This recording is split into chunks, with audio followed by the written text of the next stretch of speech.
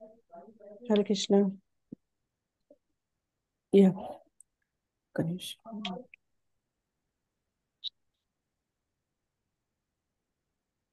Hare Krishna Prabhuji, sorry, Hare Krishna. భక్తులందరికీ దండవత్ ప్రణామాలు. ప్రతి బుధవారం మనకు జరిగే శ్రీమద్ భాగవతం తరగతిలో జాయిన్ అయిన భక్తులందరికీ ధన్యవాదాలండి. ఈ రోజు మన మధ్యన పూజ్య శ్రీ కీర్తిరాజ్ ప్రభుజీ ఇస్కాన్ చీరాల నుండి జాయిన్ అవుతున్నారు. ప్రభుజీ ఈరోజు మనకు శ్రీమద్ భాగవతం మొదటి స్కందం, మనము కిందటి వారంతో 6వ అధ్యాయం పూర్తి చేసుకున్నాము. ఈరోజు 7వ అధ్యాయంతో మొదలు పెడుతున్నాము, ద్రోణసుతుని దండనము. సో ఈరోజు మొదటి 4 శ్లోకాలు, 1 నుండి 4 శ్లోకాల వరకు ప్రభుజీ ప్రవచనం చెప్పనున్నారు. హరే కృష్ణ ప్రభుజీ, ధన్యవాద్ ప్రణామ్. వెల్కమ్ టు శ్రీల ప్రభుపాదన్ గురు మహారాజ్. థ్యాంక్ యూ సో మచ్ ప్రభుజీ, మీ విలువైన సమయాన్ని మాకు ఈరోజు కేటాయించి క్లాస్ చెప్పడానికి వచ్చినందుకు చాలా చాలా ధన్యవాదాలు. మీరు ఒక చిన్న కీర్తనతో క్లాస్ మొదలు పెట్టచ్చు. హరే కృష్ణ ప్రభుజీ, మీ కెమెరా ఆఫ్ లో ఉంది.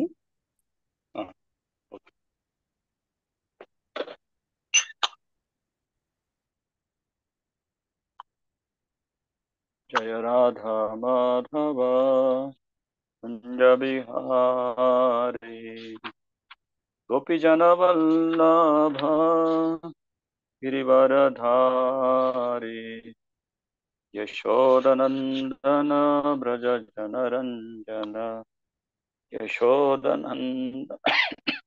యశోదనందన బ్రజ జనరంజన యమున తీరావనచారి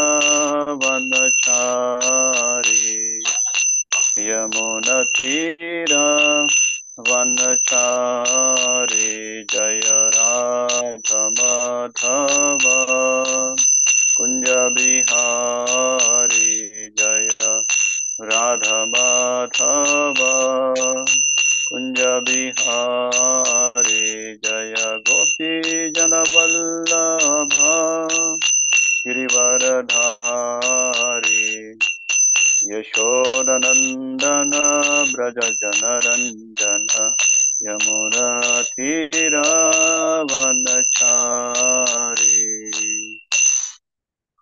ఓం నమో భగవతే వాసుదేవాయ. ఓం నమో భగవతే వాసుదేవాయ. ఓం నమో భగవతే వాసుదేవాయ. నారాయణం నమస్కృత్య నరం చైవ నరోత్తమం దేవీం సరస్వతిం వ్యాసం తతో జయముదీరయేత్. నష్టప్రాయేషు భద్రేషు నిత్యం భాగవత సేవయా. భాగవతి ఉత్తమ శ్లోకే భక్తిర్భవతి నైష్ఠికీం. కృష్ణాయ వాసుదేవాయ దేవకీ నందనాయ చ నందగోపకుమారాయ గోవిందాయ నమో నమః. హరే కృష్ణ. ఈరోజు మనం శ్రీమద్ భాగవతము ప్రథమ స్కందము 7వ అధ్యాయం 1వ శ్లోకం నుంచి ప్రారంభిస్తున్నాము 4వ శ్లోకాల వరకు. ఈ అధ్యాయం పేరు ద్రోణసుతుని దండనము. మొదటి శ్లోకము. శౌనక ఉవాచ నిగ్రతే నారదే సూత భగవాన్ బాదరాయణః శ్రుత్వాంస్తదా అభిప్రేతం తథా కిం అక్రోధ విభుః. శౌనక ఉవాచ నిగ్రతే నారదే సూత భగవాన్ బాదరాయణః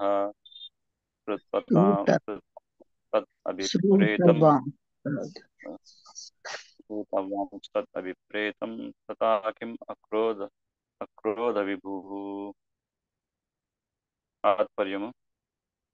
శౌనక ఋషి ప్రశ్నించెను, ఓ సుత గోస్వామి, గణుడు మరియు పరమశక్తిమంతుడు అగు వ్యాసదేవుడు శ్రీ నారద ముని నుండి సమస్తమును శ్రవణము చేసెను. అట్టి వ్యాసదేవుడు నారదేవుని నిష్క్రమణము పిమ్మట ఏమి ఉనర్చెను. రెండో శ్లోకానికి వెళ్తున్నాం. సుతౌవాచ బ్రహ్మణాద్యం సారస్వత్యాం ఆశ్రమ పశ్చిమే తటే ప్రాశా ఇది ప్రోక్త ఋషిణాం తత్ర వర్తన. తాత్పర్యము: శ్రీ సుత గోస్వామి పలికెను, వేదములలో సన్నిహితముగా ముడిపడి ఉన్న సరస్వతీ నది యొక్క పశ్చిమ తటమున శమ్యప్రాసమున చోటు ఋషులు ఆధ్యాత్మిక కర్మలకు ఉపయుక్తమైన ఒక ఆశ్రమం కలదు. 3వ శ్లోకము. తస్మిన్ స్వ ఆశ్రమే వ్యాసో బద్రీ సంధ మందితే ఆసీనోపి ఉపస్పృశ్య ప్రణిధ్యాయో మనః స్వయం. బద్రీ వృక్షములచే సమావృతమైన అట్టి స్థలమున శ్రీల వ్యాసదేవుడు తన ఆశ్రమం నందు స్థితుడై పవిత్రీకరణ కొరకు ఆచమానము గావించి ధ్యానము యసంగెను. 4వ శ్లోకము. భక్తి యోగేన మనసి సమ్యక్ ప్రాణిహితే మలే అపశ్యత్ పురుషం పూర్ణం మాయాం చ తద్ అపాశ్రయం. తాత్పర్యము: ఈ విధముగా అతడు భౌతికత్వ రహితముగా మనస్సును భక్తి యోగం నందు నిలిపి ధ్యానమగ్నుడై పూర్ణ పురుషోత్తముని మరియు అతని సంపూర్ణ ఆధీనమున ఉన్నటువంటి బాహ్య శక్తిని గాంచగలిగాను. భాష్యం చదువుతారా మొదటి శ్లోకం నుంచి?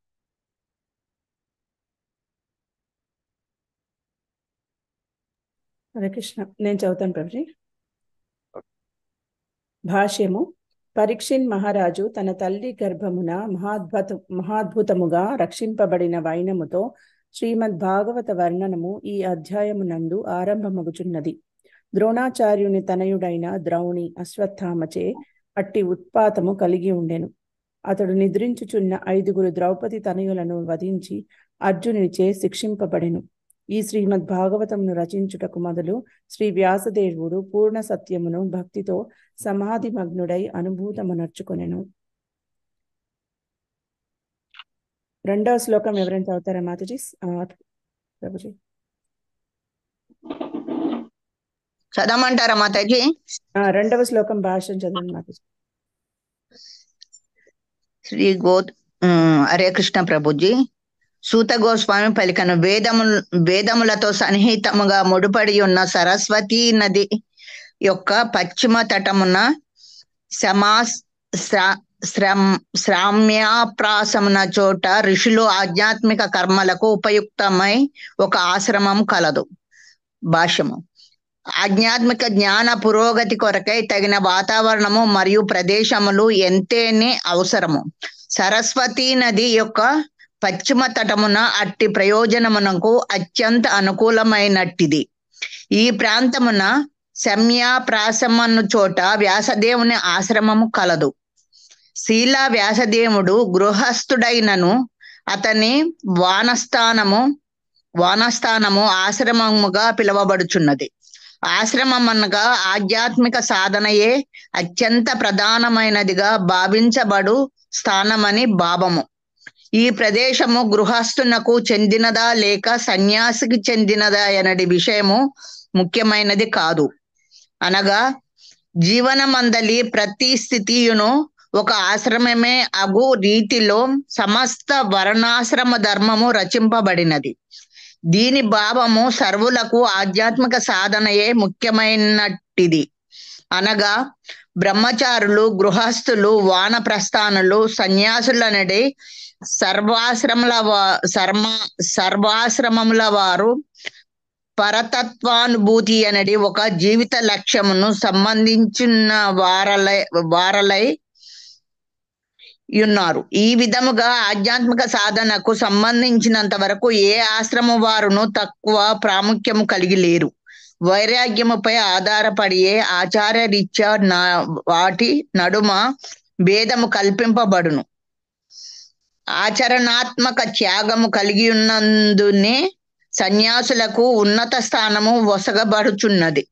హరే కృష్ణ ప్రభుజీ. మూడో శ్లోకం ఎవరైనా చదువుతారండి? చదవమంటారా మాతాజీ? హరే ఇంకే కృష్ణ మాతాజీ, నేను చదువుతున్నాను. మాతాజీ చదవండి మాతాజీ.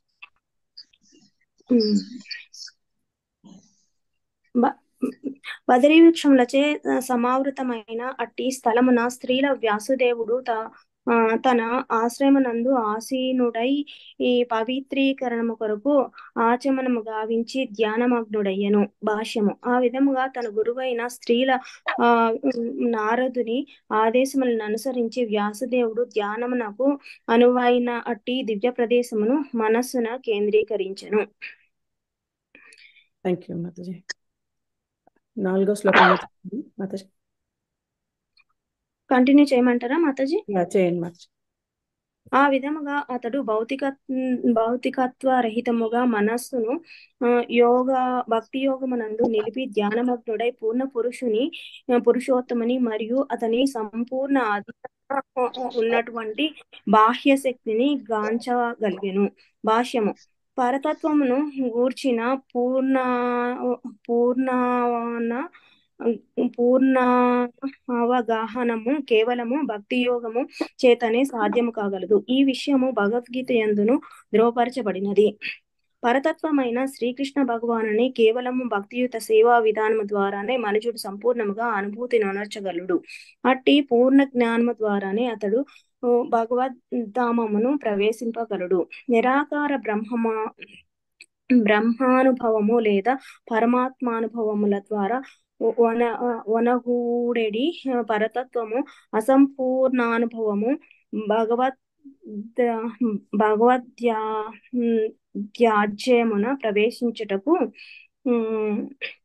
మనుజుని అనుమతింపడు. కనుకనే దేవుడైన శ్రీకృష్ణుడు మరియు అతని కర్మల దివ్య ధ్యానమునందు నిమగ్నుడగుమని ఈ నారదుడు శ్రీల వ్యాసుదేవునికి ఆదేశించను. బ్రహ్మజ్యోతి అనున్నది పూర్ణ దర్శనము కానందున వ్యాసదేవులు దానిని లక్ష్య పెట్టలేదు. భగవద్గీత 7.19 నందు ధృవపరపబడినట్లు శ్రీకృష్ణ భగవానుడే పూర్ణత్వమై ఉన్నాడు. వ్యాసదేవ సర్వమితి.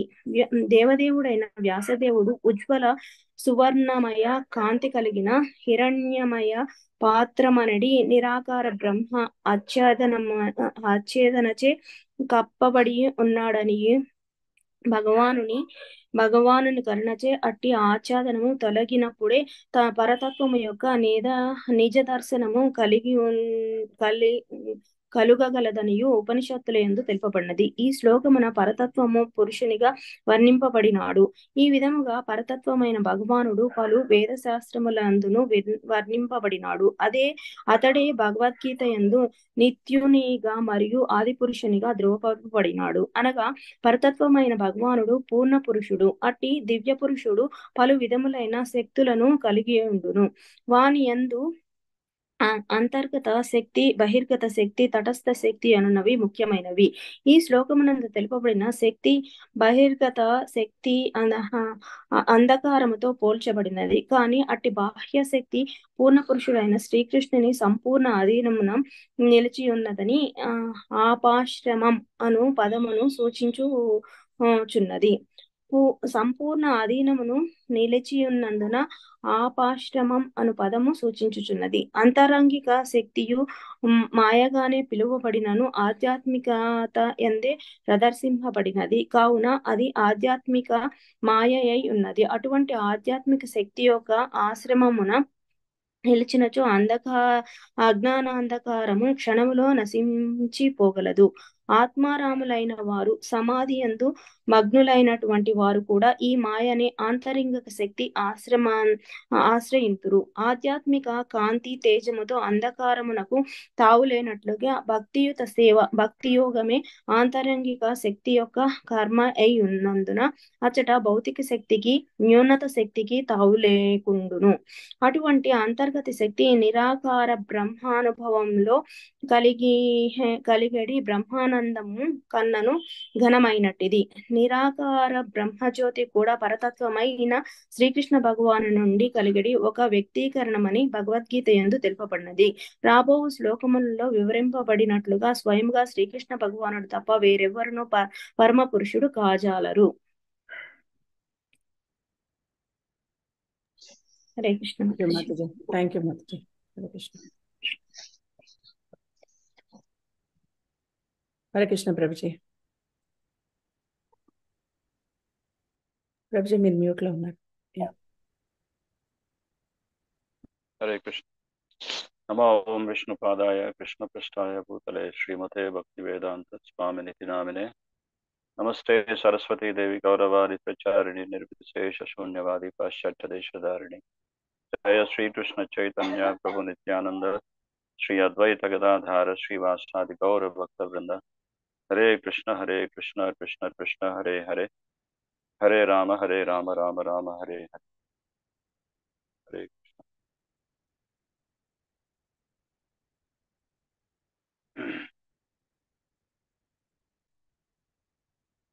సో ఈ అధ్యాయం వ్యాసదేవుని యొక్క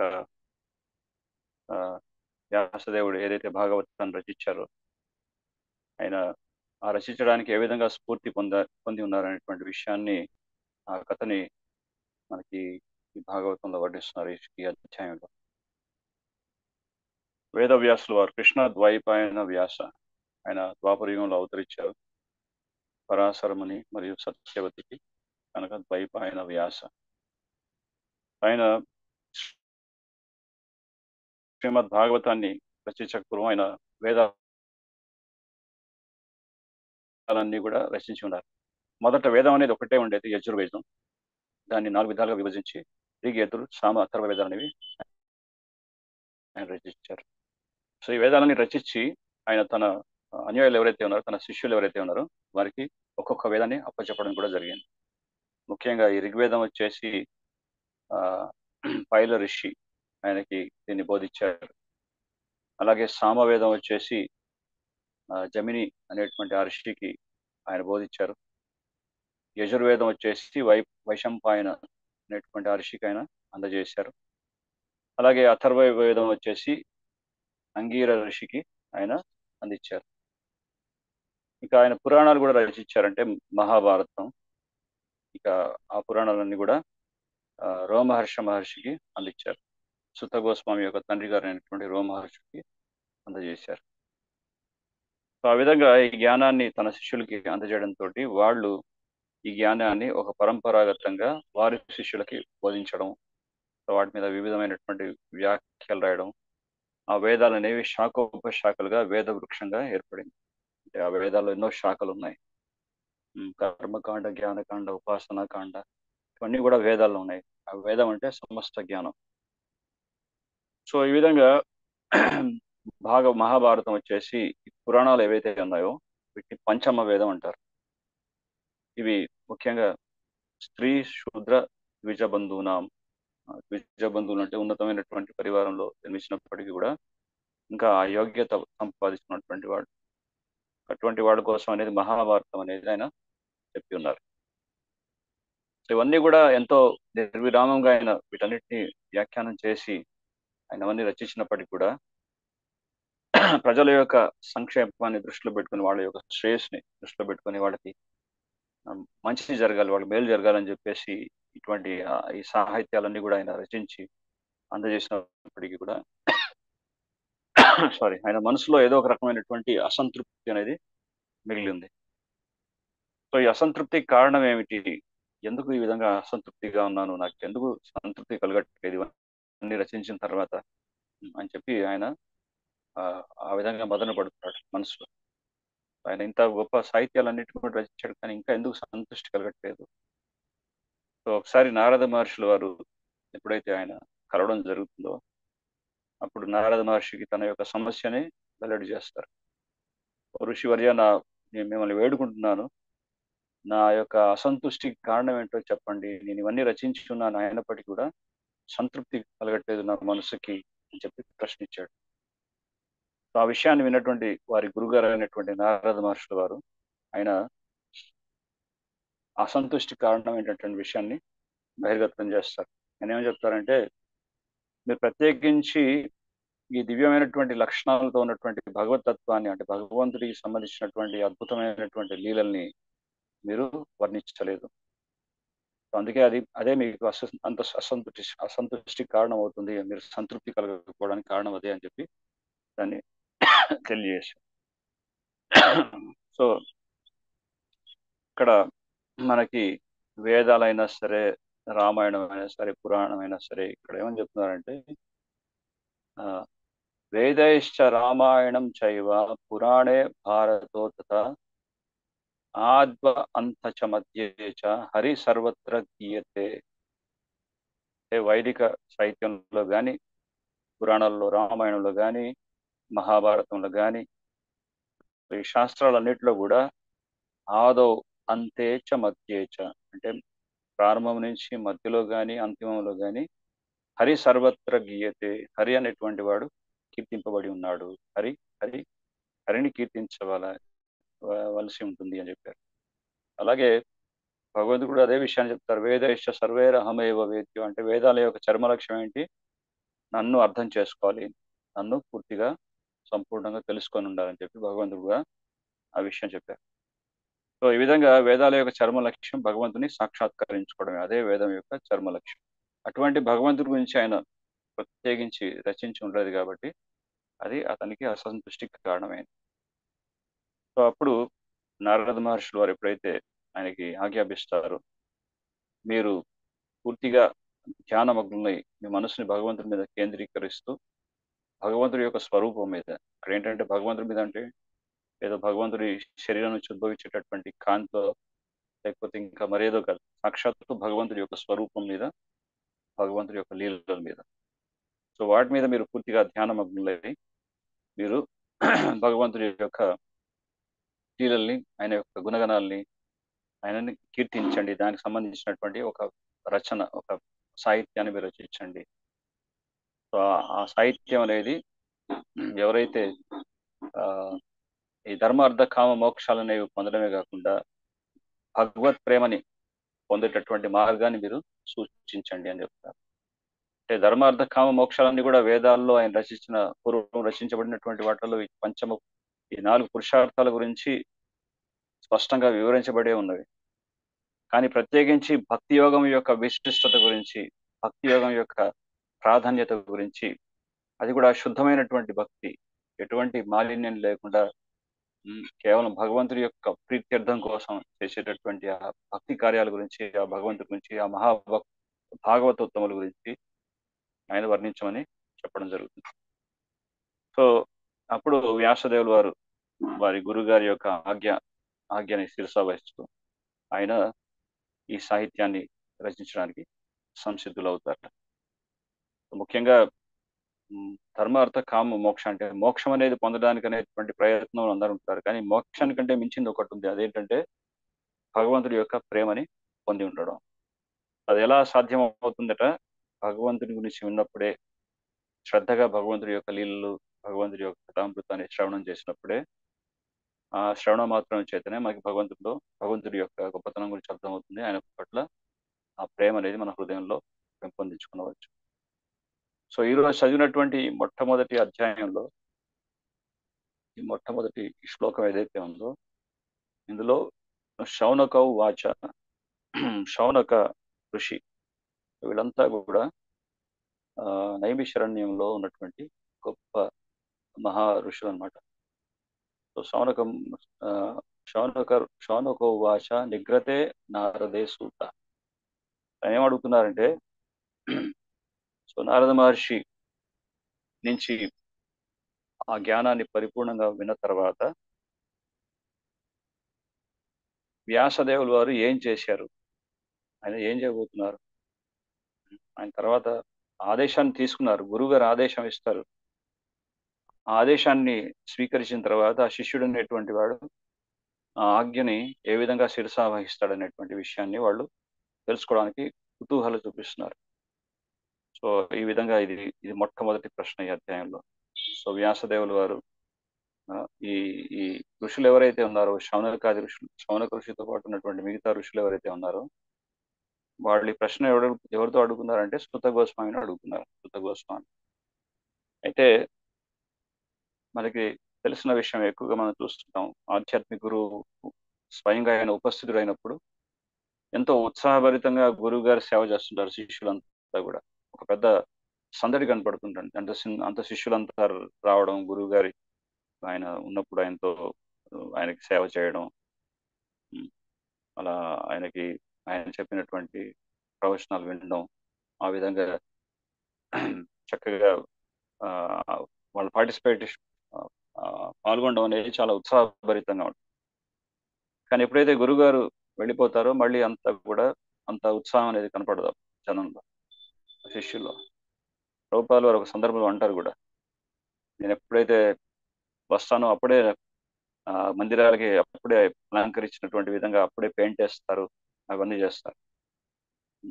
మిగతా సమయాల్లో ఎప్పుడు నేను వచ్చినప్పుడల్లా కొత్తగా పెయింట్ వేసినటువంటి వాసన వస్తుంది అని చెప్తారు. దాని అర్థం ఏంటంటే ప్రభుపాదులు వారు వస్తున్నాడు అని చెప్పేసి వాళ్ళు చాలా అన్ని కూడా నీట్ గా పెట్టడం, అన్ని పెయింటింగ్స్ చేయడం, పెద్ద సందడిగా చేస్తుంటారు. కానీ ప్రభుపాదులు వారు వెళ్ళిన తర్వాత ఎవరు ఉండని కూడా ఉంటారు. ఒక సందర్భంలో ప్రభుపాదులు వారు ఆయన స్వయంగా ప్రభుపాదులు వారు ఉన్నప్పుడు ఎంతో మంది చాలా దగ్గరగా కనెక్ట్ అయి ఉండేవాడు, చాలా క్లోజ్ గా అసోసియేట్ అవుతుండేవాడు. కానీ ప్రభుపాదులు వారు పరంపద ఇచ్చిన తర్వాత కొంతమంది ఈ సంస్థను కూడా వదిలిపెట్టినటువంటి సందర్భాలు ఎన్నో ఉన్నాయి. సో ఆ విధంగా మనం గమనించినట్టయితే గురువు గారు ఆయన సేవ ప్రత్యక్షంగా ఉన్నప్పుడు చేసేటటువంటి సేవని వపు సేవ అంటారు. కానీ అంతకంటే ప్రాధాన్యమైనటువంటిది ఏమిటంటే వాణి సేవ, అంటే గురుగారి యొక్క ఆదేశాన్ని పాటించడం, గురుగారు ఇచ్చినటువంటి ఆజ్ఞని స్థిరసావహించడం. సో ఇక్కడ మనం చూస్తాం ఈ అధ్యాయంలో మన వ్యాసదేవులు వారు ఆయన ఎంత చక్కగా నారద మహర్షుల వారి యొక్క ఆజ్ఞని స్థిరసావహిస్తున్నారు. ఆయన యొక్క ఆజ్ఞని ఆయన పాటించడం వల్ల ఆయనకి ఏంటి, దానివల్ల జరిగినటువంటి అద్భుతం ఏంటి అనేది ఏడో అధ్యాయంలో మనకు సూచిస్తున్నారు. అంటే గురువు యొక్క ఆజ్ఞను పాటించడం వల్ల వచ్చేటటువంటి ప్రయోజనం ఏంటి, దానివల్ల లాభం ఏంటి అనేది మనకి ఈ ఏడో అధ్యాయంలో వర్ణించడం జరుగుతుంది. సో సాక్షాత్తు భగవంతుడి యొక్క దర్శన భాగ్యం అనేది కలిగింది. అంతేకాకుండా భగవద్ధామానికి వెళ్ళడానికి చక్కటి అవకాశం అనేది ఏర్పడింది. సో గురువు గారిని సేవించడం వల్ల, గురువు యొక్క ఆజ్ఞని అది శిరసావహించడం, అంటే చైతన్య చరితామృతంలో ఏమని వర్ణిస్తారంటే, ఒక శిష్యుడు అనేటువంటి వాడు నిరంతరం గురువు యొక్క ఆజ్ఞని ధ్యానిస్తుండాలి. గురువు గారు ఇచ్చినటువంటి ఆజ్ఞ ఏదైతే ఉందో దాని మీద ధ్యానమగ్నుడై ఉండాలి. అంతేకాదు తన యొక్క ఆజ్ఞల్ని ఎప్పుడు కూడా పూజిస్తూ ఉండాలని కూడా ఇక్కడ వర్ణిస్తున్నారంటే వాటిని గౌరవిస్తుండాలి. గురువు గారు ఇచ్చినటువంటి ఆజ్ఞల్ని పాటించడానికి ప్రయత్నం చేస్తున్నారు.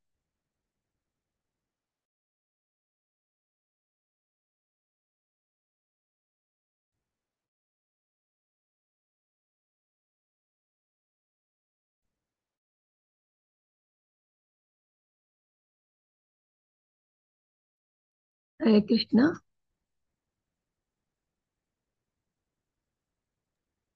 ప్రభుజీ ఇంటర్నెట్ వీక్ గా ఉన్నట్టుంది.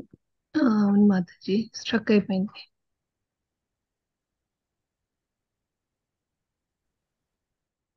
Hare Krishna.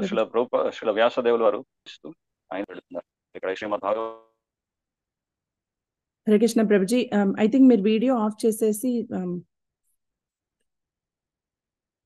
Hare Krishna Prabhuji, I think internet కొంచెం ఫ్రీజ్ అయింది మధ్యలో. ఇంటర్నెట్ మీరు వీడియో ఫ్రీజ్ చేస్తే, అదే క్లోజ్ చేస్తే ఆడియో బాగానే ఉంటుందేమో. క్లోజ్ చేయమంటారా వీడియో? ప్రస్తుతానికి కొంచెం ట్రై చేద్దాం ప్రభుజీ. ఇప్పుడు బాగానే ఉంది ప్రభుజీ, మీరు కానీ. సో ఈ విధంగా మనకి నైమిషారణ్యంలో ఉన్నటువంటి ఋషులంతా కూడా వీళ్ళు చాలా గొప్ప తపస్సులు. వీళ్ళంతా కూడా త్రికాలజ్ఞులు, అంటే భూత భవిష్యత్ వర్తమాన కాల గురించి వాళ్ళకి పూర్తి అవగాహన. సో వాళ్ళకి కలియుగం అనేది రాబోతుంది, కలి అనేది ప్రవేశించబోతున్నటువంటి ఆ వార్త వాళ్ళకి, ఆ విషయం అర్థమవుతుంది. సో ఈ కలి అనేటువంటి ఈ యుగాన్ని ఏ విధంగా అరికట్టాలి అంటే ఇది అశుభం అనమాట. ఇది ఇక్కడంతా కలియుగం అనేది అశుభంతో అన్ని కూడా అంతా కూడా శుభం అనేటువంటిది ఏవి జరగకుండా ఉంటాయి ఈ కలియుగంలో. అటువంటి ఈ అమంగళమైనటువంటి కలియుగాన్ని ఏ విధంగా అదుపులో పెట్టాలి, దీన్ని ఏ విధంగా అరికట్టాలనేటువంటి ప్రయత్నంలో ఉన్నారు ఋషులంతా. దానికోసం వాళ్ళు ఏం చేశారు, ఒక పెద్ద యాగాన్ని 1000 సార్లు ఒక యజ్ఞాన్ని చేయాలని చెప్పేసి నిర్ణయించుకున్నారు. సో ఆ విధంగా కలియుగంలో ఉన్నటువంటి జీవులందరికీ కూడా కలి ప్రభావం చేత వాళ్ళు రక్షించబడాలి చెప్పేసి సంకల్పించుకున్నారు. కానీ ఆ యజ్ఞాలు అనేవి ఫలించక తర్వాత ఎప్పుడైతే సూత గోస్వామి ఆయన నైమిషారణ్యానికి వస్తారో అప్పుడు ఆయన నుంచి భాగవతం వింటూ ఉండడం చేత ఆ కలియుగంలో ఉన్నటువంటి వాళ్ళకంతా కూడా ఈ కలి ప్రభావం చేత వాళ్ళు బయటపడగలరు అని చెప్పి వాళ్ళకి అర్థం అవుతుంది. అందుకే సూత గోస్వామి నుంచి భాగవతం వినడానికి సిద్ధం అవుతారు. సో ఇక్కడ భాగవతం అనేది ఎప్పటి నుంచి ప్రారంభమైంది, భాష్యంలో ప్రభుపాదులు వారు చెప్తారు. పరీక్షిత్ మహారాజు తన తల్లి గర్భమున మహా అద్భుతముగా రక్షించబడి వైనముతో శ్రీమద్ భాగవతము పూర్ణము ఈ అధ్యాయం నందు ఆరంభమగుచున్నది.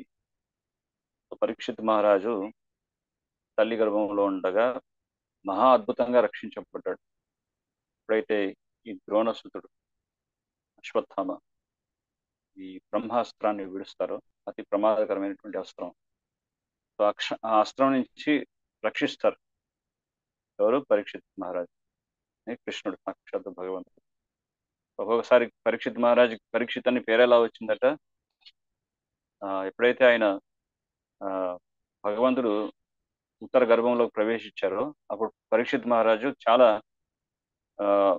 చాలా ధ్యానంతో చాలా పూర్తి మనసుని భగవంతుని మీద కేంద్రీకరించి పరీక్షగా చూస్తున్నాడు కాబట్టి ఆయన పరీక్షిత్ అని ఆ విధంగా పేరు వచ్చిందని చెప్తారు.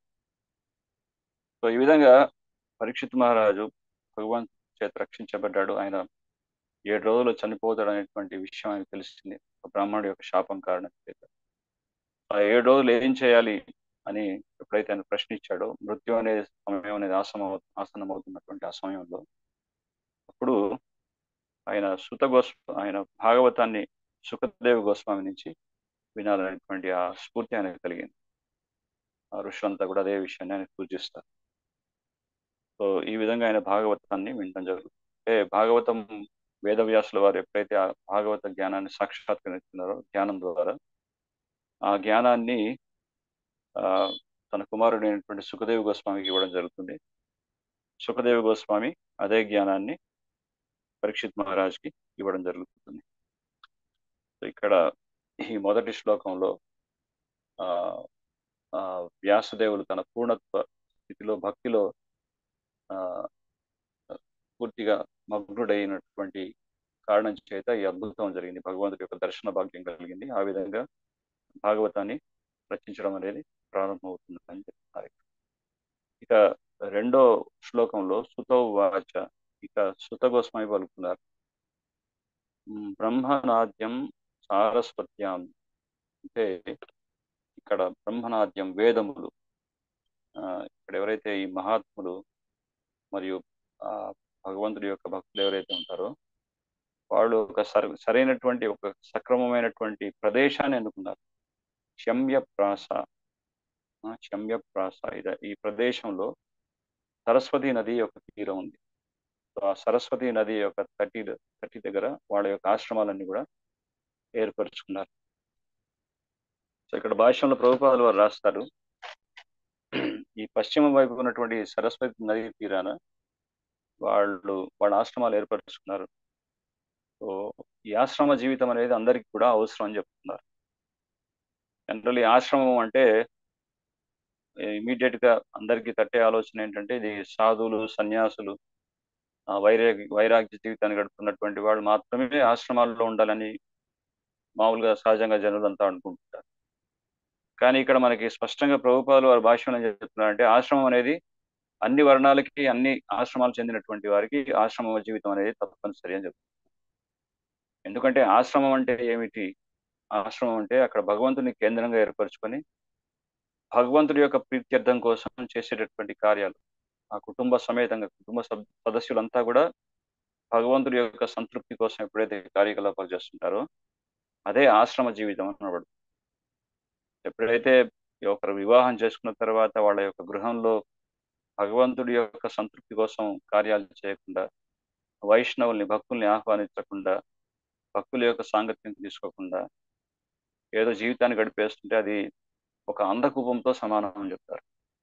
అలాగే అదొక గృహమేది, వాళ్ళని గృహస్థులను మాత్రం అనబడరు. గృహమేది అంటే వాళ్ళ లక్ష్యం ఏంటంటే భగవంతుడి యొక్క సంతృప్తి కోసం కాదు. వాళ్ళ జీవితం ఏ విధంగా జీవిస్తున్నారంట, జంతువుల్లాగా జీవిస్తుంటారు. అంటే కేవలం వాళ్ళ ఇంద్రియ సౌఖ్యం కోసం, వాళ్ళ సంతృప్తి, వాళ్ళ యొక్క ఇంద్రియాలని సంతృప్తిపరచుకోవడం కోసం, అలాగే వాళ్ళ యొక్క స్వార్థభరితమైనటువంటి తుచ్చమైనటువంటి భౌతికమైనటువంటి కోరికల్ని తీర్చుకోవడం కోసమే ఆ జీవితాన్ని గడపడం, అది గృహమేది జీవితం అంటారు.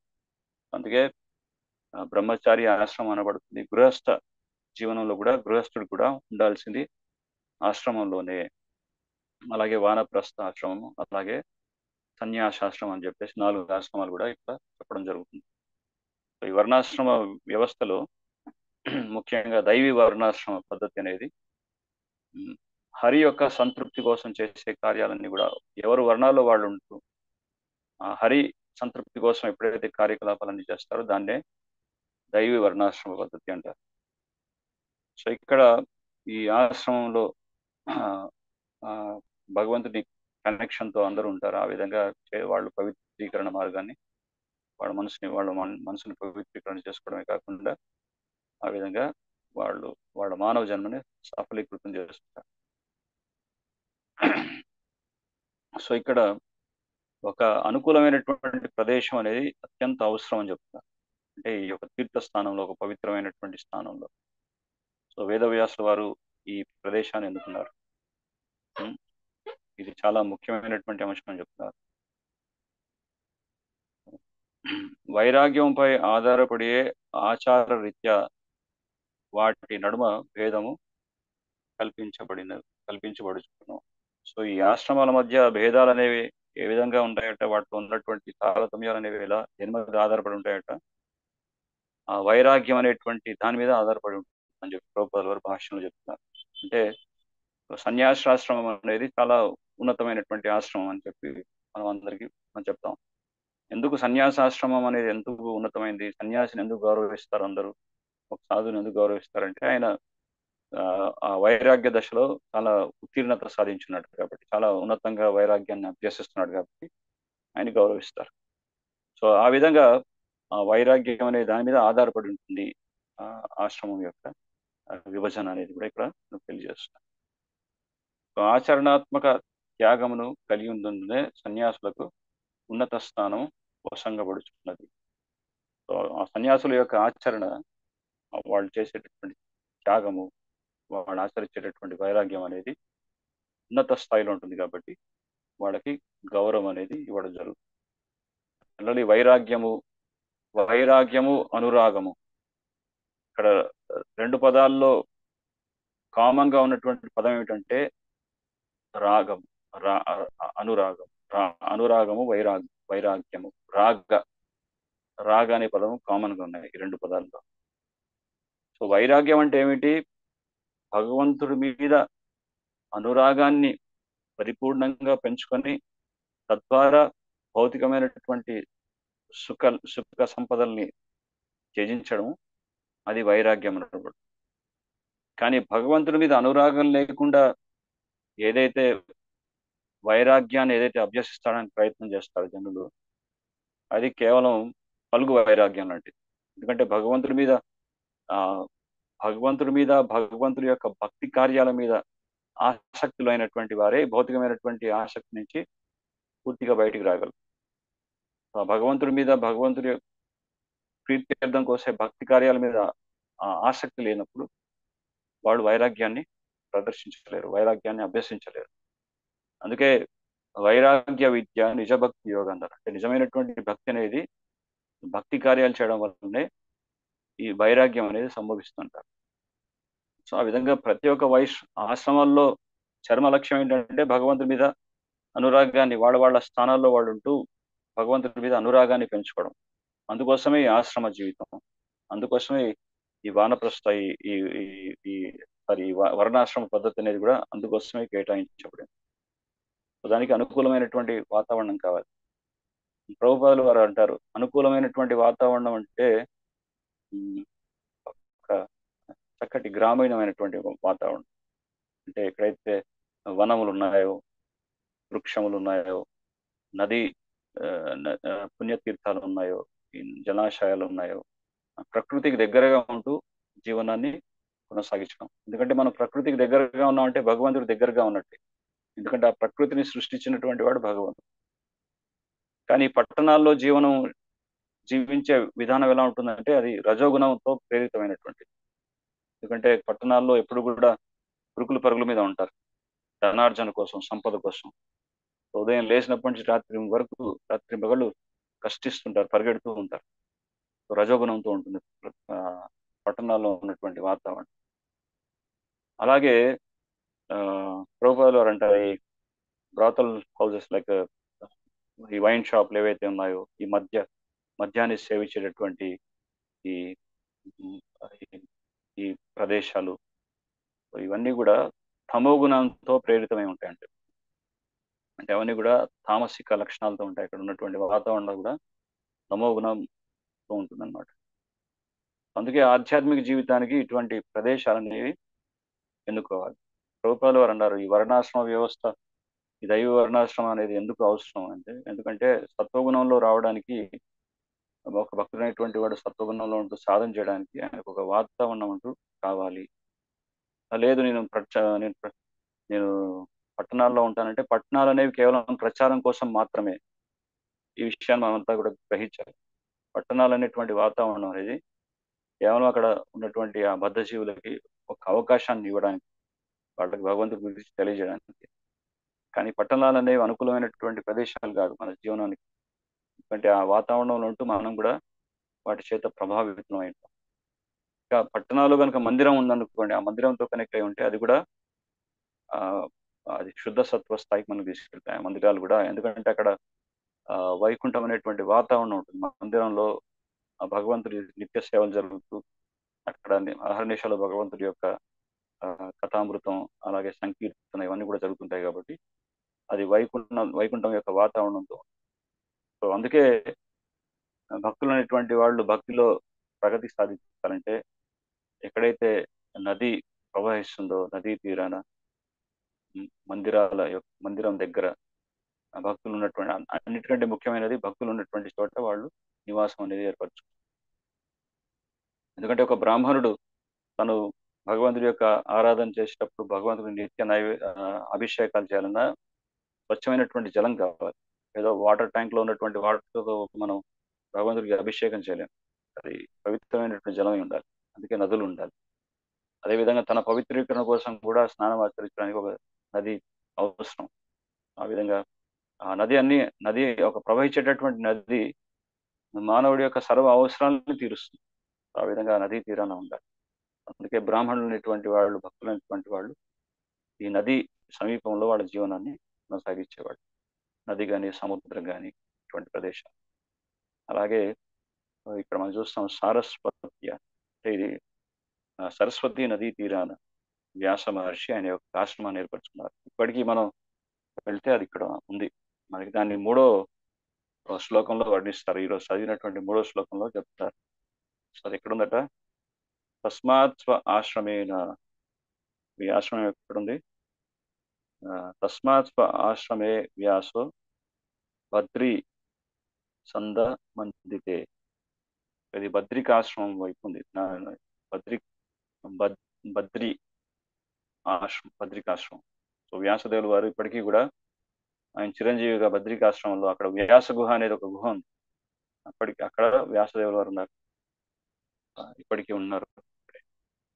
అక్కడ ఏముందట, అక్కడ బద్రి అనే పేరు ఎలా వచ్చిందట, బద్రి వృక్షములచే సమవృత్తమైన అట్టి స్థలము, అంటే బద్రి వృక్షములు.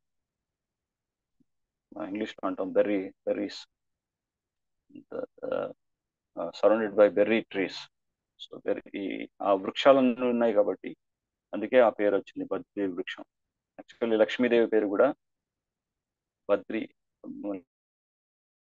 లక్ష్మీ అమ్మవారిని కూడా ఆ వృక్షంతో ఫలంతో పోలుస్తారు. ఆ వృక్షం బద్రి అనే పేరుతో అది లక్ష్మీ అమ్మవారికి కూడా పేరు వర్తిస్తుంది. అందుకే బద్రీనాథ అంటే లక్ష్మీనాథుడు అని కూడా ఆ విధంగా అర్థం వస్తుంది. అటువంటి బద్రికాశ్రమంలో వ్యాసదేవులు వారు ఆయన ఆశ్రమాన్ని నిలుపున్నారు. ఆ విధంగా ఏం చేస్తున్నారు, మొట్టమొదట తను పూర్తిగా ధ్యానానికి సంసిద్ధులైనప్పుడు మొట్టమొదట ఆయన ఏం చేశారు, పవిత్రీకరణ కొరకు ఆచమానం అనేది గావించి ధ్యాన మగ్నుడయ్యను. అంటే ఈ ఆచమానం అనేది ఇది ఒక పద్ధతి. ఇది తప్పనిసరిగా ఎవరైతే మన ఈ వైదిక సంస్కృతిని అభ్యసిస్తున్నటువంటి వారు ఎవరైతే ఉన్నారో, ఆచరిస్తున్నటువంటి వాళ్ళు తప్పకుండా ఆచరించాల్సినటువంటి ఒక పద్ధతి. సో ఈ ఆచమనం లేకుండా గర్భగుడిలోకి ప్రవేశం అనేది నిషేధం. మొట్టమొదటి ఆచమనం చేసుకోవాలి. సో ఆచమనం అనేది ఏ సందర్భంలో చేసుకోవాలి, మనం భాగవతం చదివేటప్పుడు చేసుకోవచ్చు, భగవంతుడి యొక్క పూజ, అభిషేకం, అర్చన చేసేటప్పుడు మనం ఆచమనం చేసుకోవచ్చు. అలాగే ప్రసాదం సేవించేటప్పుడు కూడా, ప్రసాదం స్వీకరించేటప్పుడు కూడా మనం ఆచమనాన్ని చేసుకోవచ్చు. అలా ఈ ఆచమనం అనేటువంటి పద్ధతి ఇది పవిత్రీకరణ కోసమని ఇక్కడ వివరిస్తున్నారు. ఆ విధంగా మొట్టమొదటి ఆచమనాన్ని చేసుకొని వారి గురుగారైనటువంటి నారద మహర్షుల యొక్క ఆదేశాన్ని ఆయన ధ్యానిస్తున్నాడు. ఆ దివ్యమైనటువంటి ప్రదేశంలో మనసును పూర్తిగా కేంద్రీకరించినారు వారి గురుగారి యొక్క ఆదేశాల మీద. సో ప్రభుపాదుల వారు ఆయన ఈ విధంగా కృష్ణ చైతన్యాన్ని విశ్వవ్యాప్తంగా, ప్రపంచవ్యాప్తంగా ఏ విధంగా ప్రచారం చేశారు, దాంట్లో ఆయన ఏ విధంగా సక్సెస్ అయ్యారు, ఆ సక్సెస్ ఫార్ములా ఏంటి, ఆ విజయానికి ఉన్నటువంటి రహస్యం ఏమిటి అది మనం తెలుసుకున్నట్లయితే దాంట్లో ఒకటే ఒక రహస్యం, గురువు యొక్క ఆదేశాన్ని పాటించడం. గురువు యొక్క ప్రభుపాదుల వారు అంటారు, నేను ఈ విధంగా ప్రపంచవ్యాప్తంగా కృష్ణ చైతన్య ఉద్యమాన్ని ప్రచారం చేయగలిగానంటే ఇది కేవలం మా గురువు యొక్క కృప వల్లనే. మా గురువు గారి యొక్క ఆదేశాన్ని పూర్తి చేయడానికి మాత్రమే నేను ప్రయత్నం చేసిన, దాంట్లో నా గొప్పతనం ఏది లేదని చెప్పేసి ఆ కీర్తి అంతా, క్రెడిట్ అంతా కూడా వాళ్ళ గురువు గారికి ఇస్తారు. ఆ విధంగా ఆ దివ్య ఆదేశం ఏదైతే ఉందో దాని మీద శిష్యుడు అనేటువంటి వాడు పూర్తిగా ధ్యానమగ్నుడై ఉండాలి. అందుకే వప్పు కంటే వాణి సేవ చాలా గొప్పది అంటారు. అంటే గురువు కొన్ని సందర్భాల్లో మనకు అందుబాటులో ఉండకపోవచ్చు, మన దగ్గరలో సమీపంలో ఉండకపోవచ్చు, లేదా మనమే ఎక్కడో దూరం ప్రదేశానికి వెళ్ళిపోవచ్చు. కానీ వాణి అనేది, అంటే గురువు యొక్క ఆదేశం అనేది ఎప్పుడు కూడా మనతో పాటే ఉంటుంది. అందుకే వాణికి, అంటే గురువు యొక్క ఆదేశానికి ఎక్కువగా ప్రాధాన్యత ఇవ్వాలి, వప్పు కంటే కూడా. ఆ విధంగా వ్యాసదేవుల వారు పూర్తిగా తన మనసుని గురువు యొక్క ఆదేశం మీద నిలిపి ఉన్నారు. ఇక 4వ శ్లోకం ఏమర్పిస్తున్నారు, 4వ శ్లోకంలో భక్తి యోగేన మనస్సి సమ్యక్ ప్రాణిహితే మలే అపస్య పురుషం పూర్ణం మాయాం చాతద్ అపాశ్రయం. భక్తి యోగేన అంటే భక్తి కార్యాలు, అంటే భగవంతుడితో మనం భగవంతుని సాక్షాత్కరించుకోవాలంటే ఏకైక మార్గం ఏమిటి అంటే భక్తి యోగేన. ఇంకా వేరే పద్ధతి ఏమీ లేదు. ఈ హఠ యోగ, ధ్యాన యోగ, జ్ఞాన యోగ, ఈ అష్టాంగ యోగ, ఇవన్నీ కూడా ఇప్పుడు అవి చాలా కష్టతరం వాటిని ఆచరించడం అనేది. ఆ విధంగా అందులో చాలా డైవర్షన్స్, డీవియేషన్స్ కూడా ఉంటాయి. ఎందుకంటే హఠయోగి సిద్ధులు రాగానే భగవంతుని మర్చిపోయే అవకాశాలు చాలా ఉన్నాయి. సో ఈ భక్తి యోగం అనేది ఎలా, కేవలం భగవంతుడి యొక్క ప్రీత్యార్థం కోసం భక్తి యోగ, శుద్ధ భక్తి, అన్యాభిలాషిత శూన్యం, జ్ఞాన కర్మాదనావృతం, ఎటువంటి అభిలాష లేకుండా, ఇందులో జ్ఞాన మిశ్రత, కర్మ మిశ్రత ఎటువంటి ఏమి లేకుండా తీవ్రమైన భక్తి యోగం, భగవంతుడి యొక్క ప్రసన్నత కోసం అయితే ఆచరించేటటువంటి కార్యం ఏదైతే ఉంటుందో అదే భక్తి యోగం. అటువంటి భక్తి మార్గాన్ని అభ్యసించడం వల్లనే మనం భగవంతుని సాక్షాత్కరించుకోవచ్చు. ఎందుకంటే సమ్యక్ ప్రాణి హితే మలే ఏం చెప్తున్నారు, ఆ విధంగా ఆ పూర్ణ పురుషోత్తముడు, పురుషం పూర్ణం అపశ్యతే, ఆ పూర్ణ పురుషోత్తముడి యొక్క దర్శన భాగ్యం కలిగింది ఎవరికి, వ్యాసదేవుల వారికి. సో ఒకసారి దర్శనం ఇచ్చారు భగవంతుడు, మళ్ళీ మళ్ళీ మళ్ళీ ఆయన్నే కావాలని కోరుకుంటున్నాడు. అందుకే ఆయన మీద పూర్తిగా ధ్యానం చేస్తున్నాడు. అంటే పరమ పురుషుడి మీద ధ్యానం అనేది చేయాలి. ఇటువంటి దీని మీద ఎటువంటి మలే మలే అంటే అమలే అంటే ఎటువంటి మాలిన్యం లేకుండా, ఎటువంటి కల్మషం లేకుండా. ఎటువంటి కల్మషం లేకుండా అంటే ఏదో స్వార్థంతో, ఏదో కావాలనేటువంటి ఆశతో, అది ఏమీ లేదు. కేవలం భగవంతుని కీర్తించాలి, భగవంతుని సాక్షాత్కరించుకోవాలనేటువంటి భావంతో. అందుకే అమలే అని చెప్తున్నారు. పూర్ణ ప్రాణహితే అమలే. ఆ విధంగా తన మనసుని భగవంతుని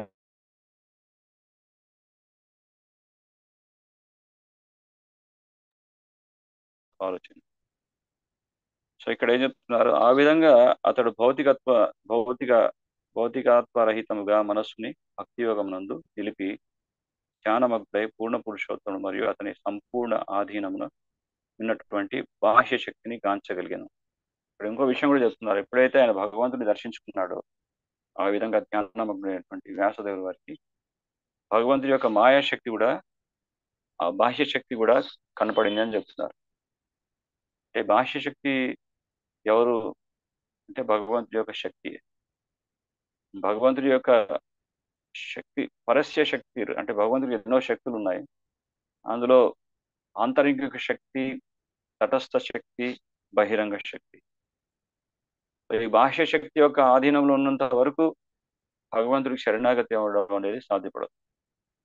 సో ఇటువంటి బాహ్య శక్తి నుంచి బయటపడడం కోసం అంటే భగవంతుడి యొక్క మాయాశక్తిని కూడా ఆయన దర్శించుకున్నాడు. ఆ విధంగా ఈ జనులంతా ఏ విధంగా మాయ యొక్క ఆధీనంలో ఉంటూ ఏ విధంగా కష్టాలు పడుతున్నారు, సో వాళ్ళకి ఆ కష్టాల నుంచి వాళ్ళని విముక్తి పొందేలా చేయాలి. వాళ్ళకి ఉన్నటువంటి ఆ బద్ధ స్థితి నుంచి, ఆ మాయ యొక్క కారణం చేత బద్ధులైనటువంటి బద్ధ జీవుల్ని విముక్తుల్ని కావాల్సి, వాళ్ళకి ఒక విముక్తి మార్గాన్ని సూచించాలని చెప్పి వ్యాసదేవులు వారు ఆయన ప్రయత్నం చేస్తున్నారు.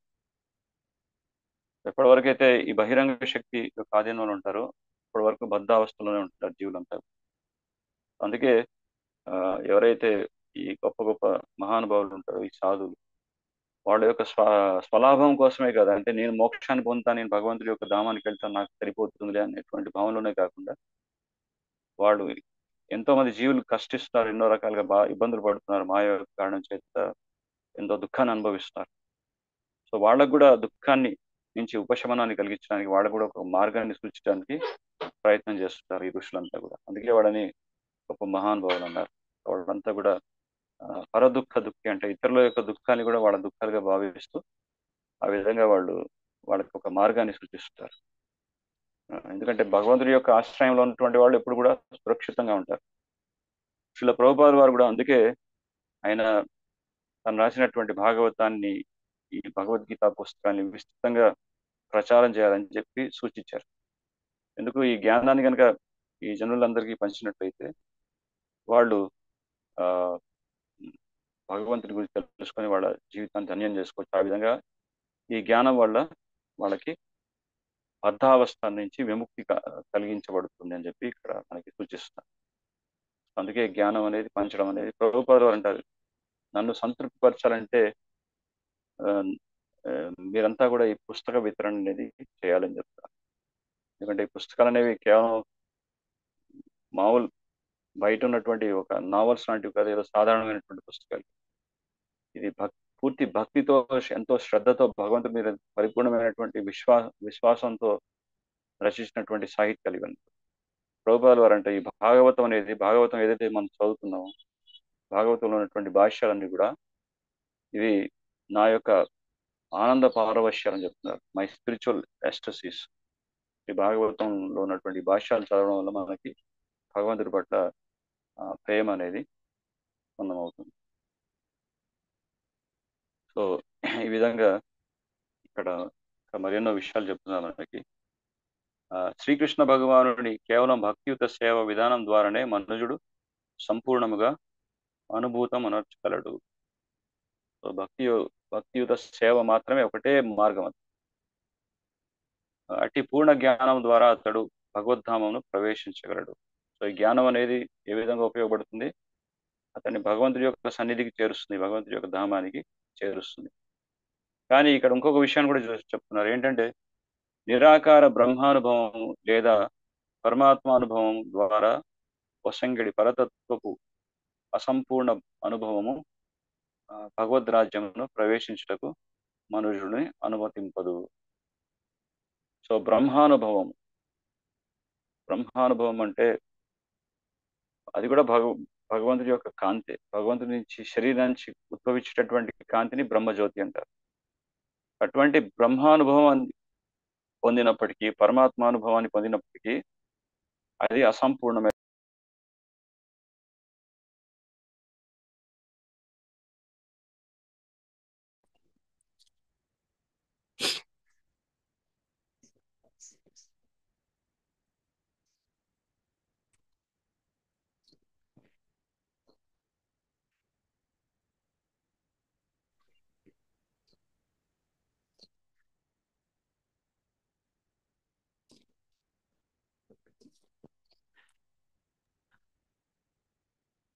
హరే కృష్ణ.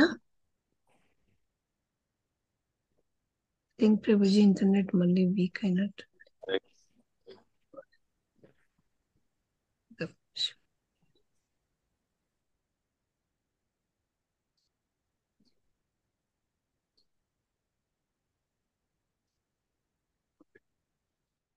సో ఇక్కడ ఈ బ్రహ్మానుభవము మరియు పరమాత్మానుభవం అనేది కేవలం పాక్షికమైనటువంటి జ్ఞానమే, కానీ పరిపూర్ణమైనటువంటి సాక్షాత్కారం కాదని చెప్తారు.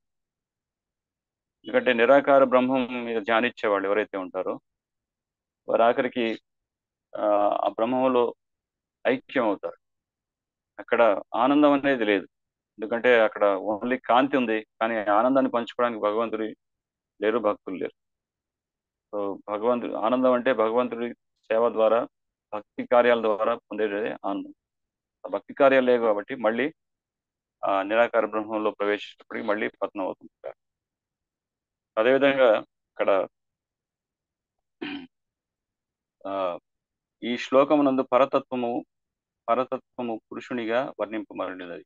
ఈ విధంగా పరతత్వమైన భగవానుడు పలు వేద శాస్త్రములందు వర్ణించబడి ఉన్నాడు. పరతత్వం అంటే ఈ భౌతిక తత్వానికి అతీతంగా ఉన్నటువంటిది, పరమైనటువంటిది ఆధ్యాత్మిక తత్వం.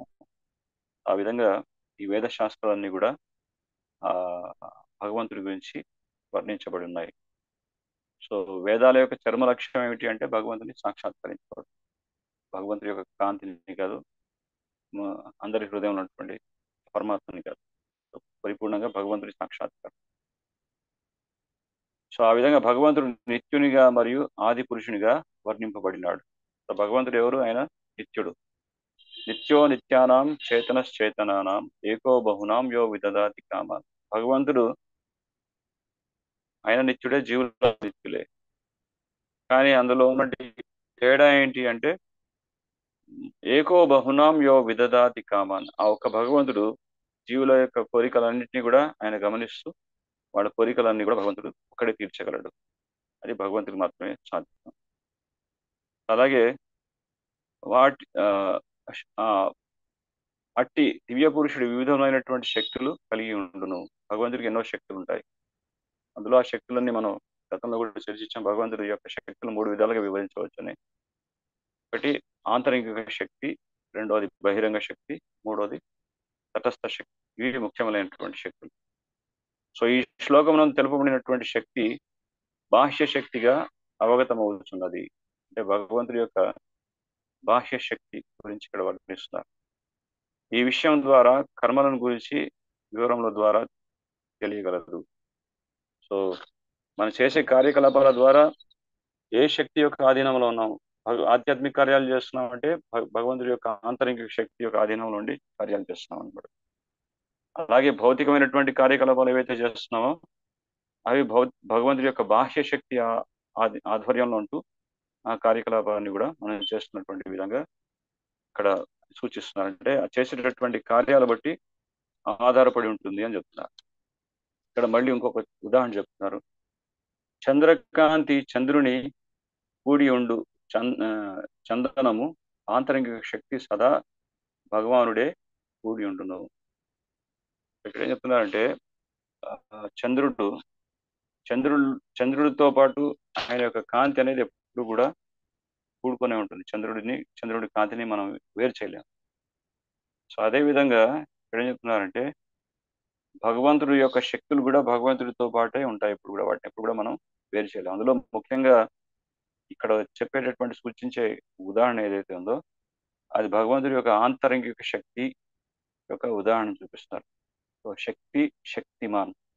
సో శక్తిమానుడు అంటే భగవానుడు, శక్తి అంటే ఆయన యొక్క ఆంతరిక శక్తి. సో భగవంతుడితో ఎప్పుడు కూడా కూడి ఉంటును అని చెప్తున్నారు. ఆ చంద్రుడి కాంతితో పోలుస్తారు. జీవులు అజ్ఞానంధకారమునే సదా నిలుపు కారణముగా బాహ్య శక్తి అంధకారంలో పోల్చబడినది.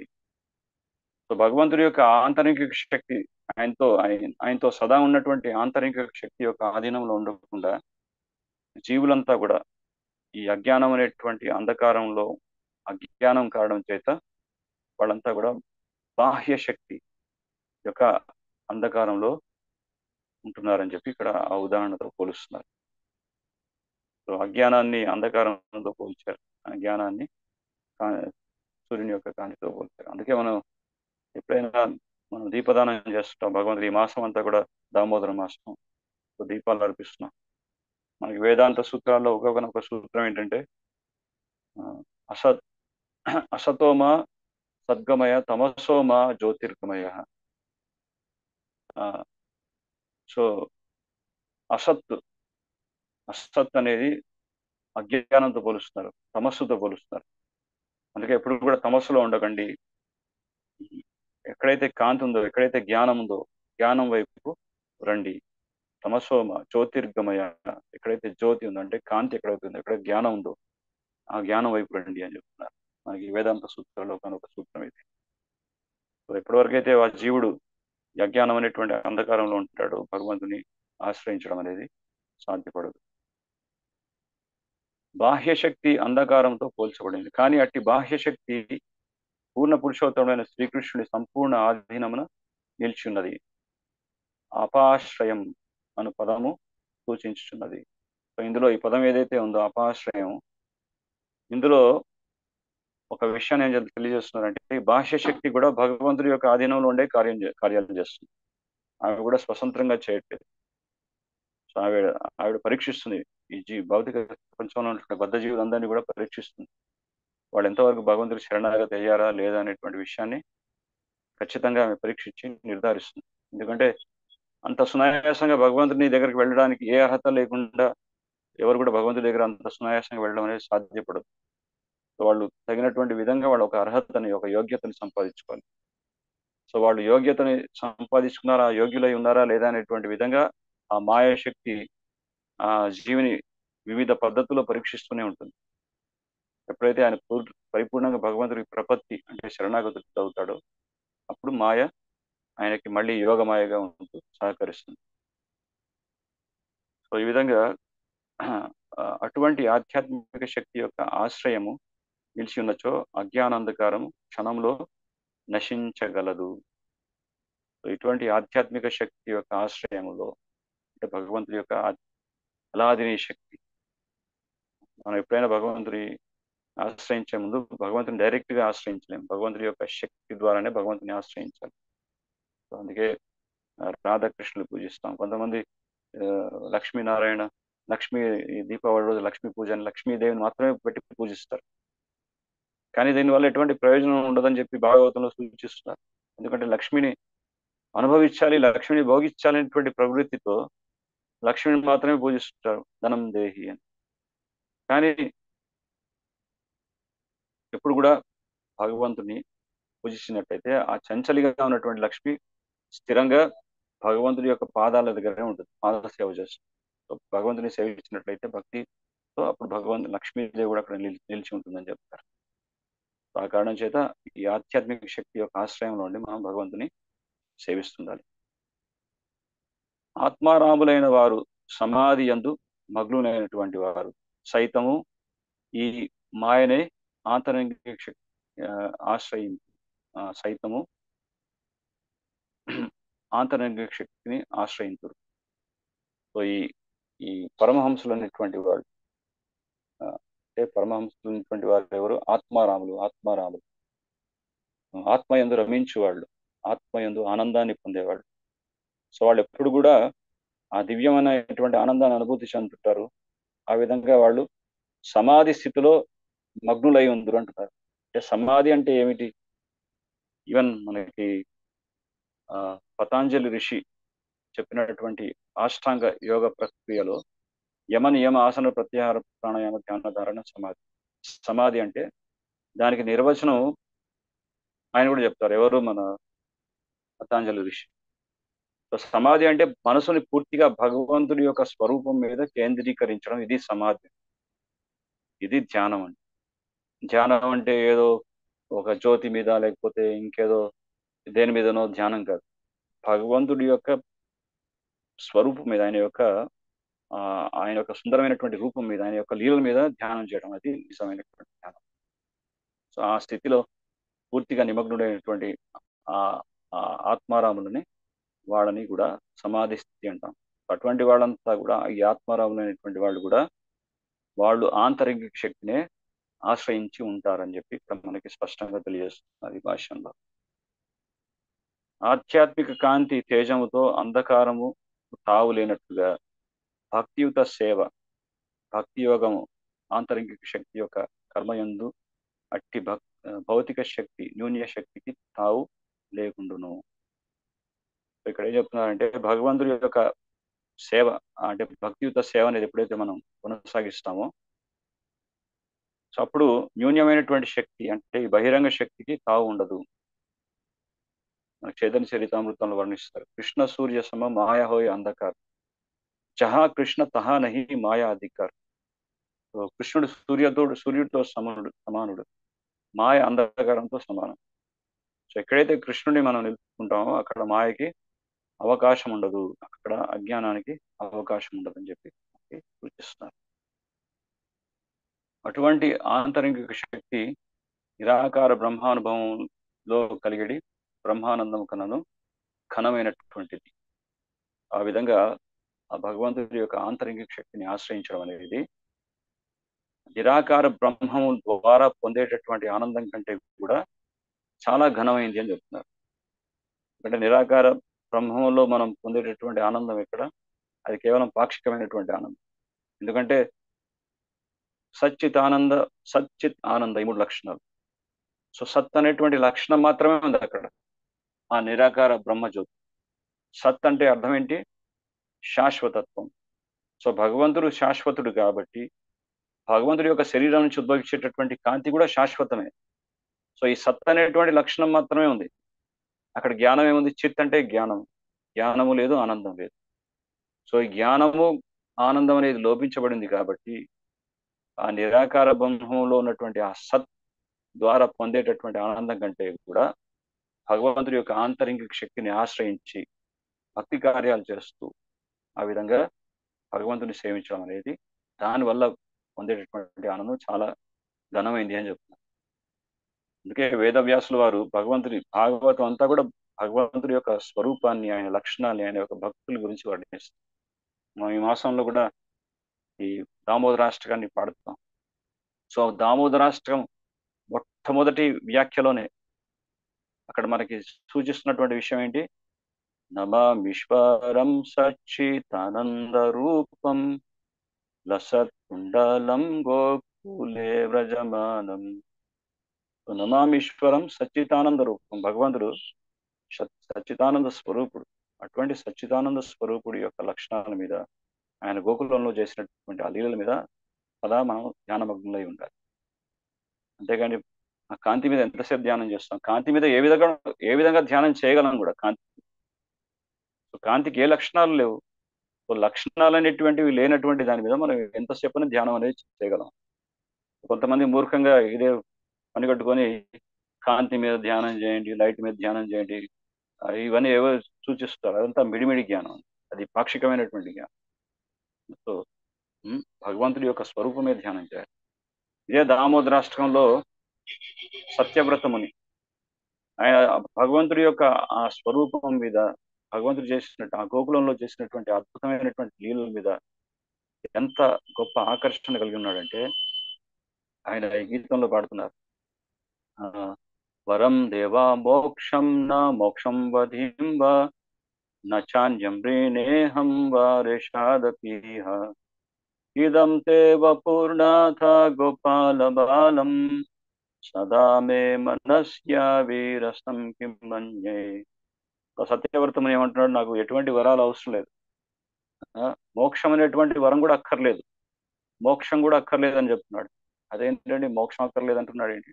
మోక్షం కూడా అక్కర్లేదు, దానికంటే ఘనమైనది ఒక్కటి ఉంది. ఏంటి? ఇదం తేవ పూర్ణాథ గోపాల బాలం. నువ్వు గోపాల బాలుడిగా ఆ బృందావనంలో ఉన్నటువంటి ఆ గోకులంలో చేసినటువంటి ఆ లీల ఏదైతే ఉందో ఆ మహా అద్భుతమైనటువంటి లీల సదా మే మనస్యా విరసం, సదా నా మనసులో ఆ లీల అనేది నిలిచిపోయే విధంగా నాకు అనుగ్రహించండి స్వామి అని చెప్పి వేడుకుంటున్నాడు. సో ఆ భగవంతుడి యొక్క దివ్యమైనటువంటి లీలలు, ఆయన యొక్క అద్భుతమైనటువంటి కథామృతం, ఆయన యొక్క సౌందర్యం, ఇవి ధ్యానం చేయడానికి వీలుపడుతుంది. వీటి మీద భక్తులైనటువంటి వాళ్ళు ఆకర్షణ పొంది సదా భగవంతుని మనసులో నిలుపుకోవడానికి సాధ్యపడుతుంది. కానీ నిరాకారవాదులు, ఈ బ్రహ్మవాదులు వీళ్ళు దేని మీద ధ్యానం చేస్తారు, ఏ విధంగా భగవంతుని హృదయంలో నిలుపుకుంటారు? భగవంతుడికి ఆకారం లేదనేటువంటి వాళ్ళకి భక్తి అనేది ఏ విధంగా చేయగలరు? వాళ్ళు నిరాకార బ్రహ్మజ్యోతికి భక్తిని ఏ విధంగా అర్పించగలరు? అది సాధ్యపడదు. అందుకే అది తప్పగా ఉంటుంది. దెర్ ఇస్ నో రస ఇన్ దట్, అందులో ఎటువంటి ఆనందం లేదు. అందుకే వేదవ్యాసులు వారు ఈ విధంగా అద్భుతమైనటువంటి ఈ భాగవతాన్ని రచించారు. ఈ భాగవతం అంతా కూడా శ్రీకృష్ణుడి యొక్క తత్వం గురించి, శ్రీకృష్ణుడి యొక్క అద్భుతమైనటువంటి లీలల గురించి, ఆ పరమ పురుషుని యొక్క మహిమాన్వితమైనటువంటి ఆ చరిత్ర భాగవతంలో. సో ఈ కలియుగంలో ఉన్నటువంటి వారికి ఇక్కడ మొత్తం సారాంశం ఏంటంటే, ఈరోజు చదివినటువంటి శ్లోకంలో ఈ కలియుగంలో ఉన్నటువంటి బద్ధ జీవులు వాళ్ళ ఉన్నటువంటి బద్ధావస్థ నుంచి బయటపడాలంటే కేవలం భగవంతుడి యొక్క ఆ మహిమాన్వితమైనటువంటి చరిత్ర అంటే భాగవతాన్ని వినడం ద్వారానే, భాగవతం చదవడం ద్వారానే అది సాధ్యపడుతుంది. భాగవతం వినడం వల్ల కలిని తరిమేయవచ్చు, కలియుగాన్ని అరికట్టవచ్చు, కలి యొక్క ప్రభావం నుంచి మనం సురక్షితంగా ఉండవచ్చు. భాగవతం చదవకపోతే ఇక కలి యొక్క ప్రభావం అనేది మన మీద ఆ కలి ప్రభావం చూపిస్తుంది. అందుకే శృణ్వతాం స్వకథా కృష్ణ పుణ్యశ్రవణ కీర్తన, పుణ్యశ్రవణ అన్నారు. హృదయంతస్తే అభద్రాన్ని, హృదయంలో ఉన్నటువంటి అభద్రాన్ని కూడా మనం ప్రక్షాళన చేసుకోవచ్చు. ఇదే ఈ కలియుగంలో ఉన్నటువంటి వాళ్ళకి ఒక ఏకైక వరం లాంటిది, ఒక గొప్ప అద్భుతమైనటువంటి వరం లాంటిది. వ్యాసదేవులు ఇచ్చినటువంటి ఒక గొప్ప కానుకే భాగవతం. వీటి నిరంతరం మనం ధ్యానిస్తుండాలి, పఠిస్తుండాలి. ప్రభుపాదుల ద్వారా ఈ విషయాన్ని చెప్తారు. ఈవెన్ ఇప్పుడున్నటువంటి నాయకులు కూడా వాళ్ళకి సూచించారు, మీరు ప్రజాప్రతినిధులుగా ఉన్నారు, ప్రజల్ని పరిపాలిస్తున్నారు, పరిపాలించేటటువంటి బాధ్యతను మీరు వహిస్తున్నారు. సో ప్రజల్ని సక్రమంగా పరిపాలించాలంటే మీ ధర్మం ఏంటో తెలిసి ఉండాలి. కనుక మీరు భాగవతాన్ని చదవండి. ఇందిరాగాంధీకి లెటర్ కూడా రాశారు భాగవతాన్ని. అసెంబ్లీలో అందరూ అసెంబ్లీ అయినప్పుడు మీటింగ్స్ జరిగే ముందు మొట్టమొదట ఒక పేజ్ భాగవతం చేసి భాగవతం చదివిన తర్వాత మీటింగ్స్ కండక్ట్ చేయండి అని చెప్పారు. కానీ పట్టించుకునే వాళ్ళు లేరు. అటువంటి కారణం చేత ఈ స్వార్థపూరితులైనటువంటి ఈ ప్రజా నాయకులు ఏం చేస్తున్నారు, ప్రజల్ని దోచుకోవడం, ఆ విధంగా ప్రజలంతా కూడా వాళ్ళ చేతుల్లో బలి పశువులుగా మారుతారు. సో కలియుగంలో ఏకైక మార్గం ఈ కలి యొక్క ప్రభావం నుంచి సంరక్షించబడాలంటే ఈ భాగవతం చదవాలి, భాగవతాన్ని అందరికీ పంచే ప్రయత్నం చేయాలి. ఉన్నటువంటి కాన్ఫరెన్స్ కాల్లో కూడా మన రెగ్యులర్గా మీటింగ్స్ జరుగుతున్నాయి. చాలా మంచి ప్రోగ్రామ్ ఇది. సో మీడియాని కరెక్ట్గా యూజ్ చేసుకోవడం అంటే ఇది కనుక మనం చేయకపోతే మనం మోసం వేసుకుంటున్నాం, ఇతరులను కూడా మనం మోసం చేసుకుంటున్నాం. హరే కృష్ణ. ఇక్కడ మనం ముగిద్దాం. సో ఈరోజు చర్చించినటువంటి అంశాలు ఎవరికైనా ప్రశ్నలు కానీ ఏమైనా వ్యాఖ్యలు కానీ ఉంటే అడగవచ్చు. హరే కృష్ణ. హరే కృష్ణ ప్రభుజీ, ధన్యవాదాలు, ప్రణామం ప్రభుజీ. చాలా బాగా మీరు భాగవతం గురించి యొక్క విశిష్టత, అలాగే దామోదర మాసం నుంచి మనం అలా దీపం వెలిగించడం వల్ల, అండ్ అలాగే దామోదర అష్టకం ఒక మీనింగ్ కూడా చెప్పారు. సో మనం ఎలా అనేది ఆ ఆ కృష్ణుడిని పూజించాలి, అట్లాగే భాగవతం చదవటం వల్ల మనకు వచ్చే ఆ హ్యాపీనెస్ అంత బాగా క్లియర్ గా ఎక్స్ప్లెయిన్ చేశారు Prabhuji. Thank you so much. భక్తులు ఎవరికైనా ప్రశ్నలు ఉంటే ప్రభుజీ దగ్గర సమయం ఉంది, మీరు హ్యాండ్ రైజ్ చేయొచ్చు. సో మీరు ప్రశ్నలు అడగచ్చు.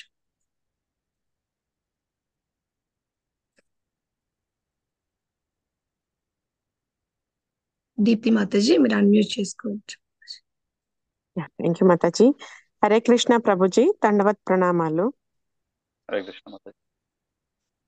ప్రభుజీ నాకు 2 క్వశ్చన్స్ ఉన్నాయి ప్రభుజీ. అంటే ధర్మార్థ కామ మోక్షాలు అంటారు కదా ప్రభుజీ. ఇప్పుడు అది అంటే యా దానికన్నా మించి మనం కోరుకోవాలి అనేసి అర్థమైంది. కానీ అసలు జనరల్ గా ధర్మార్థ కామ మోక్షాలు అంటే ఏంటి, కొంచెం తెలిసేటట్టు చెప్తారా ప్రభుజీ? అదొక క్వశ్చన్ ప్రభుజీ.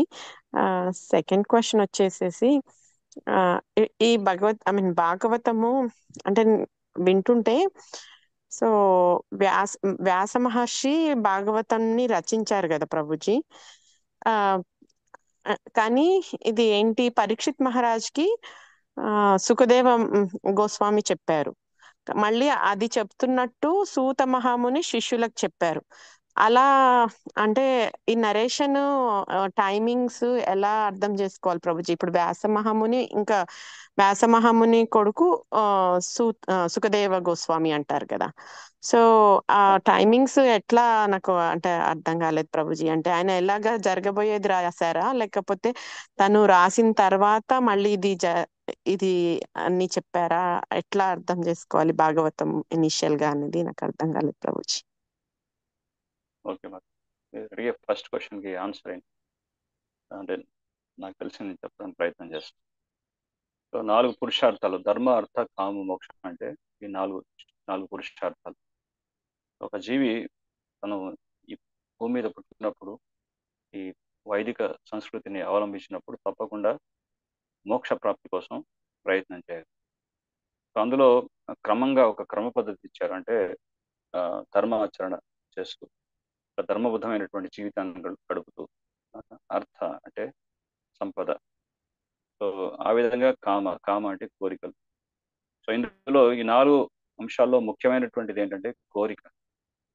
సో ఎప్పుడైతే నేను భగవంతుని పొందాలి, భగవంతుని సాక్షాత్కరించుకోవాలనేటువంటి ఆ కోరిక కలిగినప్పుడే ఆ జీవి మోక్షం కోసం ప్రయత్నం చేస్తాడు.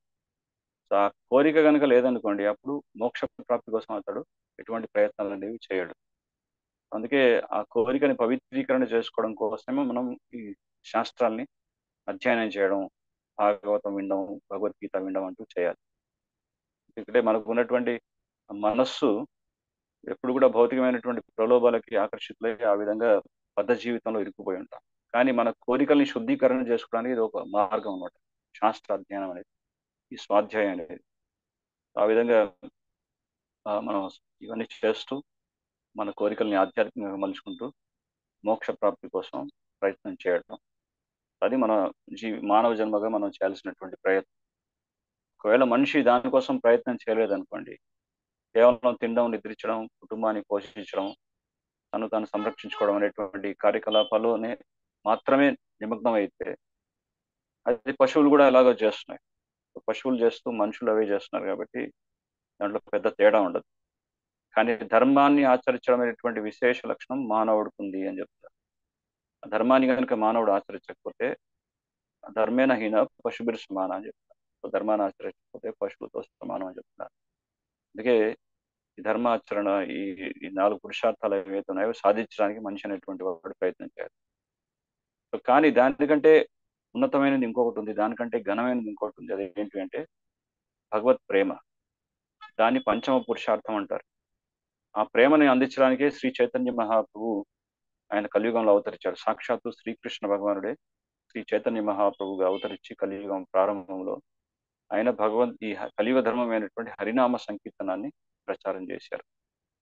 ఎవరైతే ఈ కలియుగంలో ఉన్నటువంటి వారు ఈ హరినామ సంకీర్తనం, భగవంతుడి యొక్క నామ సంకీర్తన చేస్తారో వారు భగవత్ ప్రేమని పొందగలరు. అంటే ఈ పంచమ పురుషార్థాన్ని సాధించగలరు.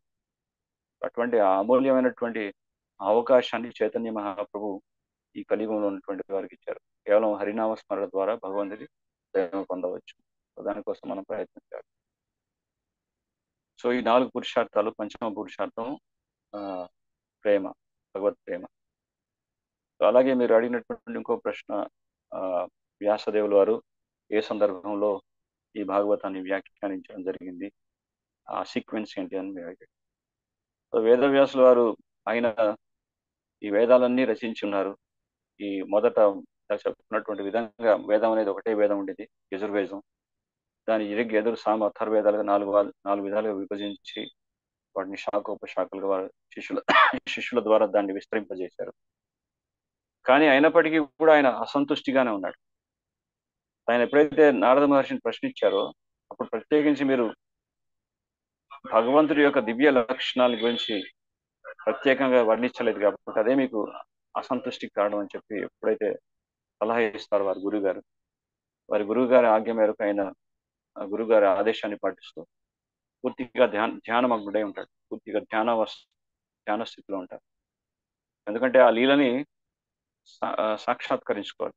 ఇటువంటి గొప్ప మహానుభావులకి భగవంతుడు ఆయన ఆ లీలన్నీ కూడా ఆయన వాళ్ళు చూడగలుగుతారు. ఆ దివ్య ధ్యానంలో ఉన్నప్పుడు వాళ్ళు ఇవన్నీ కూడా వీక్షించగలుగుతారు. ఆ విధంగా ఆయన పూర్తిగా ధ్యానంలో ఉండి భగవంతుడి యొక్క లీలన్నీ కూడా చూడగలిగి, ఆ విధంగా ఆయన చూసినటువంటి లీలలన్నింటినీ కూడా ఆయన తన కుమారుడైనటువంటి సుఖదేవ గోస్వామికి వివరించడం జరిగింది. సుఖదేవ గోస్వామి ఆయన సాక్షాత్తు ఒక గొప్ప మహానుభావుడు అయినప్పటికీ అప్పటికీ ఆయన బ్రహ్మవాదిగా ఉన్నారు. అంటే అహం బ్రహ్మాస్మి అనేటువంటి సత్యాన్ని పూర్తిగా సాక్షాత్కరించుకున్నటువంటి బ్రహ్మవాది. ఆయన ఒకసారి ఆయన యాక్చువల్లీ తల్లి గర్భంలో ఉన్నప్పుడే సుఖ మహర్షి తల్లి గర్భం నుంచి బయటికి రావడానికి ఇష్టపడట్లేదు. ఎందుకంటే భూమి మీద కాలు పెట్టగానే మాయలో ఇరుక్కుపోతాం అనేటువంటి భయంతో, ఎక్కడ నేను మాయకి వశుడవుతానని చెప్పేసి ఆయన రావడానికి ఇష్టపడలేదు.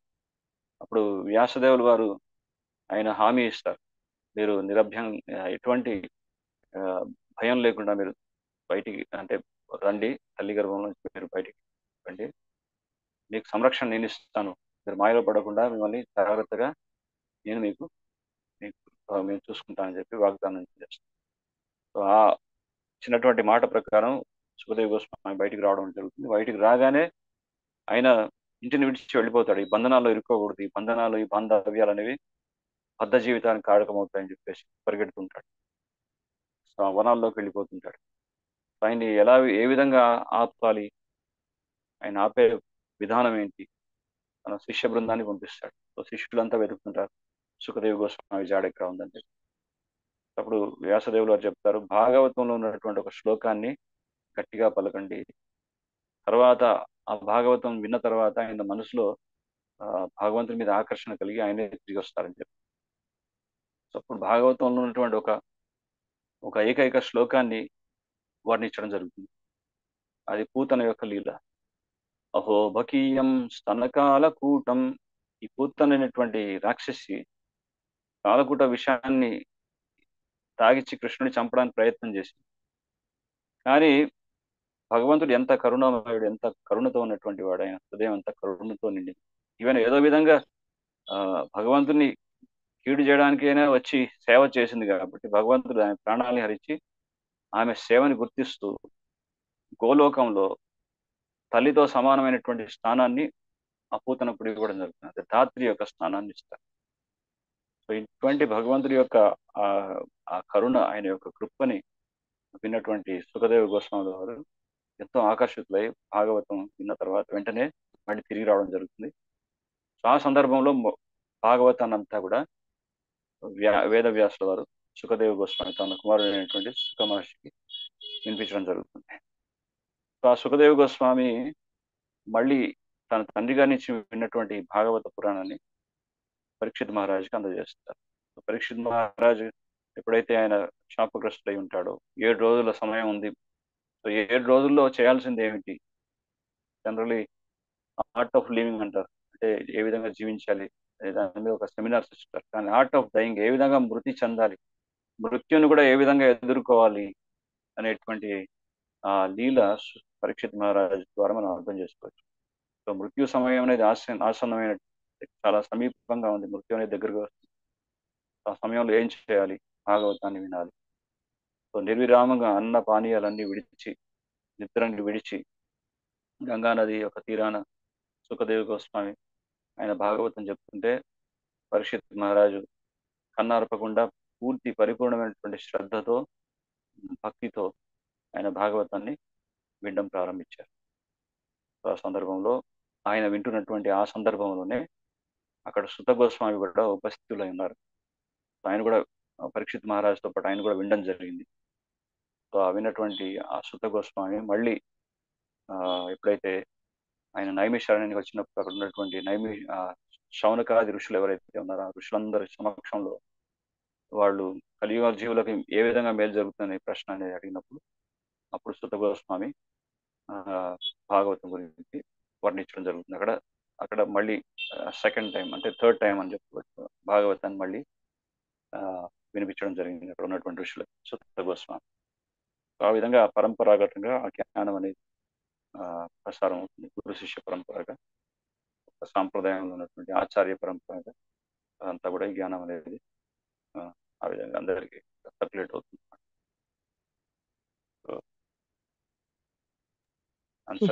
ప్రభుజీ, అదే నాకు ఎందుకు అనిపించింది అంటే ఇదంతా ఫస్ట్ క్యాంటోలో ఉంటుంది కదా భాగవతంలో. సో మరి భాగవతం రాసింది వ్యాస మహర్షి కదా, సో ఇదంతా ఇలా జరుగుతుంది అనేసి ముందే తను అనుకుని రాశారా? అలా ముందుగా అంటే ఆయన ఫస్ట్ క్యాంటోలో మనం ఫస్ట్ శ్లోక చదివితే జన్మాద్యశ్చేతో అన్వయ ఆదితరతష్టార్థేషు అభిజ్ఞస్వరాట్ ఏనే బ్రహ్మ హృదయ ఆది కవే ముఖ్యంతి యత్ సూరయ తేజో వారి బుధాం యతో వినిమయో యత్ర సర్వమృషాం ధామ్నా స్వేన సదా నిరస్తకుహకం సత్యం పరం ధీమహి. సత్యం పరం ధీమహి, ఆ పరమ సత్యమైనటువంటి ఆ భగవంతుడి మీద పూర్తిగా ధ్యానమగ్నుడై ఆ విధంగా భాగవతాన్ని రచించడం జరిగింది. అప్పటిదాకా ఆయన వేదాలను రచించారు. భాగవతం అనేది పరమసత్యం మీద ధ్యానం చేస్తూ, అప్పుడు ఆ మెడిటేట్ చేస్తూ, ఆ పాస్ట్ టైమ్స్, ఆ లీలన్నీ కూడా వాటి మీద ధ్యానం చేస్తూ ఆ విధంగా భాగవత వ్యాఖ్యానం అనేది చేశారు. కొన్ని సందర్భాల్లో అది ఎంతవరకు ప్రామాణికమో నాకు తెలియదు, కానీ బద్రికాశ్రమం నుంచి బృందావనానికి కూడా వచ్చారంటారు. అంటే బృందావనంలో కూడా బద్రికాశ్రమం ఉంది. మీరు బృందావనానికి వెళ్తే అక్కడ కూడా బద్రికాశ్రమం ఉంది, కేదార్నాథ్ ఉంది, ఆ సమస్త క్షేత్రాలన్నీ కూడా బృందావనంలో ఉన్నాయి. సో వేదవ్యాసుల వారు బద్రి నుంచి బృందావనానికి వచ్చి అక్కడ ఉండి కూడా కృష్ణుడి యొక్క లీలల్ని ధ్యానిస్తూ ఆ విధంగా ఆ లీలల్ని కూడా రాశారని చెప్పి చెప్పడం జరుగుతుంది. ఈవెన్ మనం రామాయణ కథ ఏదైతే వింటాం, అది కూడా వాల్మీకి మహర్షి ఆయన కూడా పరిపక్వత చెందిన తర్వాత, అంటే రామనామాన్ని జపిస్తూ నిరంతరం ఆయన ఒక మహర్షిగా మారిన తర్వాత ఆయన కూడా ఆ రామాయణాన్ని ఆయన కూడా ధ్యానిస్తూ ఆ రామాయణం మహాకావ్యాన్ని ఆయన రచించడం జరిగింది. ఈ ఋషులందరూ కూడా వేదాల్ని క్షుణ్ణంగా తెలుసుకున్నటువంటి వాళ్ళు, ఆ వేదాలను అర్థం చేసుకున్న తర్వాత భగవంతుని ధ్యానిస్తూ ఆ విధంగా భగవంతుని సాక్షాత్కరించుకొని తద్వారా భగవంతుని యొక్క ఆ లీలల్ని ఈ స్మృతి శాస్త్రంగా వర్ణించారు. స్మృతి అంటే వీటిని భాగవతాన్ని స్మృతి శాస్త్రం అంటారు. స్మృతి అంటే ఆ జ్ఞానాన్ని మనసులో నిలుపుకొని ఆ విధంగా భగవత్ సాక్షాత్కారాన్ని కలిగిన తర్వాత వారి సాక్షాత్కారాన్ని వర్ణించేటటువంటి పురాణాలనే స్మృతి శాస్త్రం అంటారు. ఆ విధంగా స్మృతి అనే పదం వరకు అర్థం చేసుకోవచ్చు. జ్ఞానంలో వాళ్ళు ఇవన్నీ రాశారు. థ్యాంక్ యూ ప్రభుజీ, చక్కగా వివరించారు. మళ్ళీ చాలా మంచి మంచి పాయింట్స్ వచ్చాయి. Thank you so much Prabhuji. Hare Krishna. Thank you for opportunity. Hare Krishna. కదండి. హరే కృష్ణ. ఇంకా భక్తులకి ఎవరికైనా ప్రశ్నలు ఉన్నాయా? ప్రభుజీ, నాకు ఒక చిన్న ప్రశ్న. ఇప్పుడు మాతాజీ అడిగిన క్వశ్చన్ కి, ఇప్పుడు ఈ పరీక్షిత్ మహారాజ్, సుఖదేవ గోస్వామి పరీక్షిత్ మహారాజ్ శ్రీమద్ భాగవతం చెప్పారు. సో అది మనం ఎప్పుడు జరిగింది అనుకోవచ్చు ప్రభు? అంటే అది ద్వాపర యుగంలోనా లేదంటే కలియుగంలోనా? బికాజ్ ఇప్పుడు నా నైమిషారణ్యంలో ఋషులు అడిగింది కలియుగంలోనా ప్రభు? సో అది నాకు చిన్న సందేహం వచ్చింది. అంటే పరీక్షిత్ మహారాజు జన్మం అనేది ద్వాపర యుగంలోనే జరిగింది.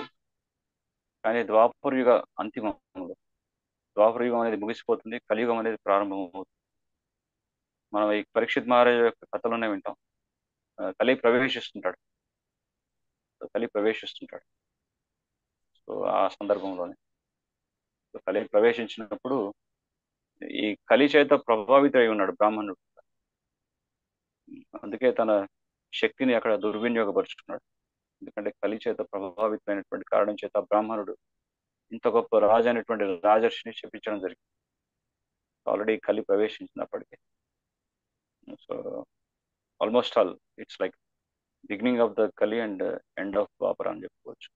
ద్వాపర యుగ అదే సమయంలో నైమిషారణ్యంలో ఋషులు అడిగారు. అవును. అంటే పరీక్షిత్ మహారాజ్ విన్న తర్వాత ఈ నైమిషారణ్యంలో ఉన్నటువంటి ఋషులంతా కూడా వాళ్ళ త్రికాలజ్ఞం, వాళ్ళకి పాస్ట్ ప్రజెంట్ ఫ్యూచర్ ఇవన్నీ కూడా తెలుసు. దే కెన్ ఎన్విజన్ అనమాట, జరిగేబోయేది వాళ్ళు తెలుసుకోగలుగుతున్నారు. సో కలి అనేది ప్రవేశించబోతుంది. కలి ప్రవేశించడం చేత కలియుగంలో ఉన్నటువంటి కలియుగ వాసులంతా కూడా వాళ్ళు పరిశుద్ధం అయిపోతారు. వాళ్ళు ఎంతో బాధన దుఃఖాన్ని అనుభవించాల్సి వస్తుంది. అందుకే వాళ్ళకి వాళ్ళ హితం కోసం వాళ్ళకి మేలు చేయాలని చెప్పేసి నైమిషారణ్యంలో ఉన్నటువంటి ఋషులంతా కూడా ఒక యజ్ఞాన్ని ఆచరిస్తుంటారు, ఒక యజ్ఞం చేపడుతుంటారు కలియుగంలో ఉన్నటువంటి వారికి మేలు జరగాలని చెప్పి. అటువంటి సమయంలో యజ్ఞం చేస్తున్నప్పుడు యజ్ఞంలోంచి మొత్తం పొగ వచ్చేస్తుంది. సో యజ్ఞ పద్ధతి అనేది ఎక్కువగా ఇది త్రేతాయుగానికి వచ్చింది. అంటే ధ్యాయతో విష్ణు త్రేతాయాం యజథో మకై, అంటే యజ్ఞ యాగాదులు అనేవి ఆచరించాల్సింది త్రేతాయుగంలో. సో ద్వాపర యుగంలో కూడా చేసేవారు. కానీ కలియుగంలో అది చేయడానికి ఆ యజ్ఞం ద్వారా లోక హితార్థం కోసం, లోక కళ్యాణం కోసం యజ్ఞం చేపడదామని చేస్తుంటే మొత్తం పొగొచ్చేసింది. ఆ యజ్ఞం నుంచి మొత్తం పొగొచ్చేసింది. ఇదేంటి ఇలా జరుగుతుంది, ఏంటి యజ్ఞం కూడా సఫలం అవ్వట్లేదు, ఇప్పుడు ఏంటి పరిష్కారం అని చెప్పేసి అప్పుడు సూత గోస్వామిని అడుగుతారు. సూత గోస్వామి అప్పుడు వస్తారు అక్కడికి నైమిషారణ్యం. అప్పుడు అడిగినప్పుడు సూత గోస్వామి చెప్తారు, ఇప్పుడు చేయాల్సింది యజ్ఞం కాదు, ఈ కలియుగంలో భాగవత శ్రవణం. ఇప్పుడు చేయాల్సిన సంకీర్తన యజ్ఞం, భగవంతుడి యొక్క నామ సంకీర్తన, అలాగే భాగవత శ్రవణం. సో ఇదే ఈ భాగవత జ్యోతి. ఈ భాగవతం అనేది పురాణ అర్కో, అంటే ఇది అర్క అంటే సూర్యుడు, ఇది పురాణ అర్క అంటే సూర్యుడితో సమానమైనటువంటిది. మాయా అనేటువంటి అంధకారాన్ని తొలగించడానికి ఈ భాగవత జ్యోతి మాత్రమే కలియుగ జీవులకి ఒక మార్గదర్శకాన్ని సూచిస్తుంది అని చెప్పి దాన్ని స్పష్టంగా తెలియజేస్తారు సూత గోస్వామి. సో ఆ విధంగా ఆ సందర్భంలో అప్పటి నుంచి సూత గోస్వామి నుంచి భాగవతాన్ని వినడం ప్రారంభిస్తారు. నైమిషారణ్యంలో వంటి వాటంతా జరుగుతుంటారు. Thank you Prabhuji. ఇంకా భక్తులు ఎవరికి ప్రశ్న లేకపోతే ఇంకా ఇవాళ క్లాస్ ముగిద్దాం ప్రభుజీ. హరే కృష్ణ ప్రభుజీ, చాలా బాగా చెప్పారు ప్రభుజీ. చాలా సంతోషంగా ఉంది. అందరికీ బాగా అర్థమయ్యే మాదిరి విమర్శించి అందరి డౌట్లు క్లియర్ అయినాయి. చాలా బాగా చెప్పారు ప్రభుజీ. మళ్ళీ మీరు ఏ మాదిరి వచ్చి క్లాసులు తీయాలి, మేము చాలా తెలుసుకోవాల్సిందంత చాలా ఉంది. మాకు బాగా తెలియపరుస్తున్నారు. సంతోషం ప్రభుజీ. ఈ అవకాశం ఇచ్చినందుకు ధన్యవాదాలు. వాసవి మాతాజీ, మీకు ప్రశ్నలు ఉన్నాయా మాతాజీ? ప్రశ్న ఏం లేదు మాతాజీ. హరే కృష్ణ ప్రభుజీ, దండోత్ ప్రణామాలు. చాలా బాగా చెప్పిండ్రు ప్రభుజీ. మళ్ళీ ఒకసారి మొత్తం రివైజ్ అయింది అనిపించింది ప్రభుజీ. థ్యాంక్ యూ ప్రభుజీ. Thank you Prabhuji. మీరు మళ్ళీ మాకు ఇలా కాల్లో రావాలి, మాకు ఇంకా భాగవతం బాగా అర్థమయ్యేటట్టు చెప్పాలని కోరుకుంటున్నాం ప్రభు. సో మాంచా కల్పతరుభ్యస్స కృపా సింధుభ్యేవ చ పతితానాం పావనేభ్యో వైష్ణవేభ్యో నమో నమః.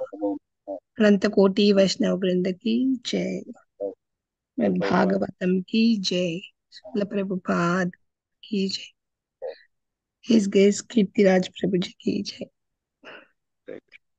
हरे कृष्ण. హరే కృష్ణ. థ్యాంక్ యూ ప్రభుజీ. థ్యాంక్ యూ మాతాజీ. హరే కృష్ణ. థ్యాంక్ యూ మాతాజీ. హరే కృష్ణ. భక్తులందరికీ మళ్ళీ మనం శనివారం జరిగే భగవద్గీత మహత్యంలో మళ్ళీ కలుద్దాం. హరే కృష్ణ. థ్యాంక్ యూ మాతాజీ. హరే కృష్ణ.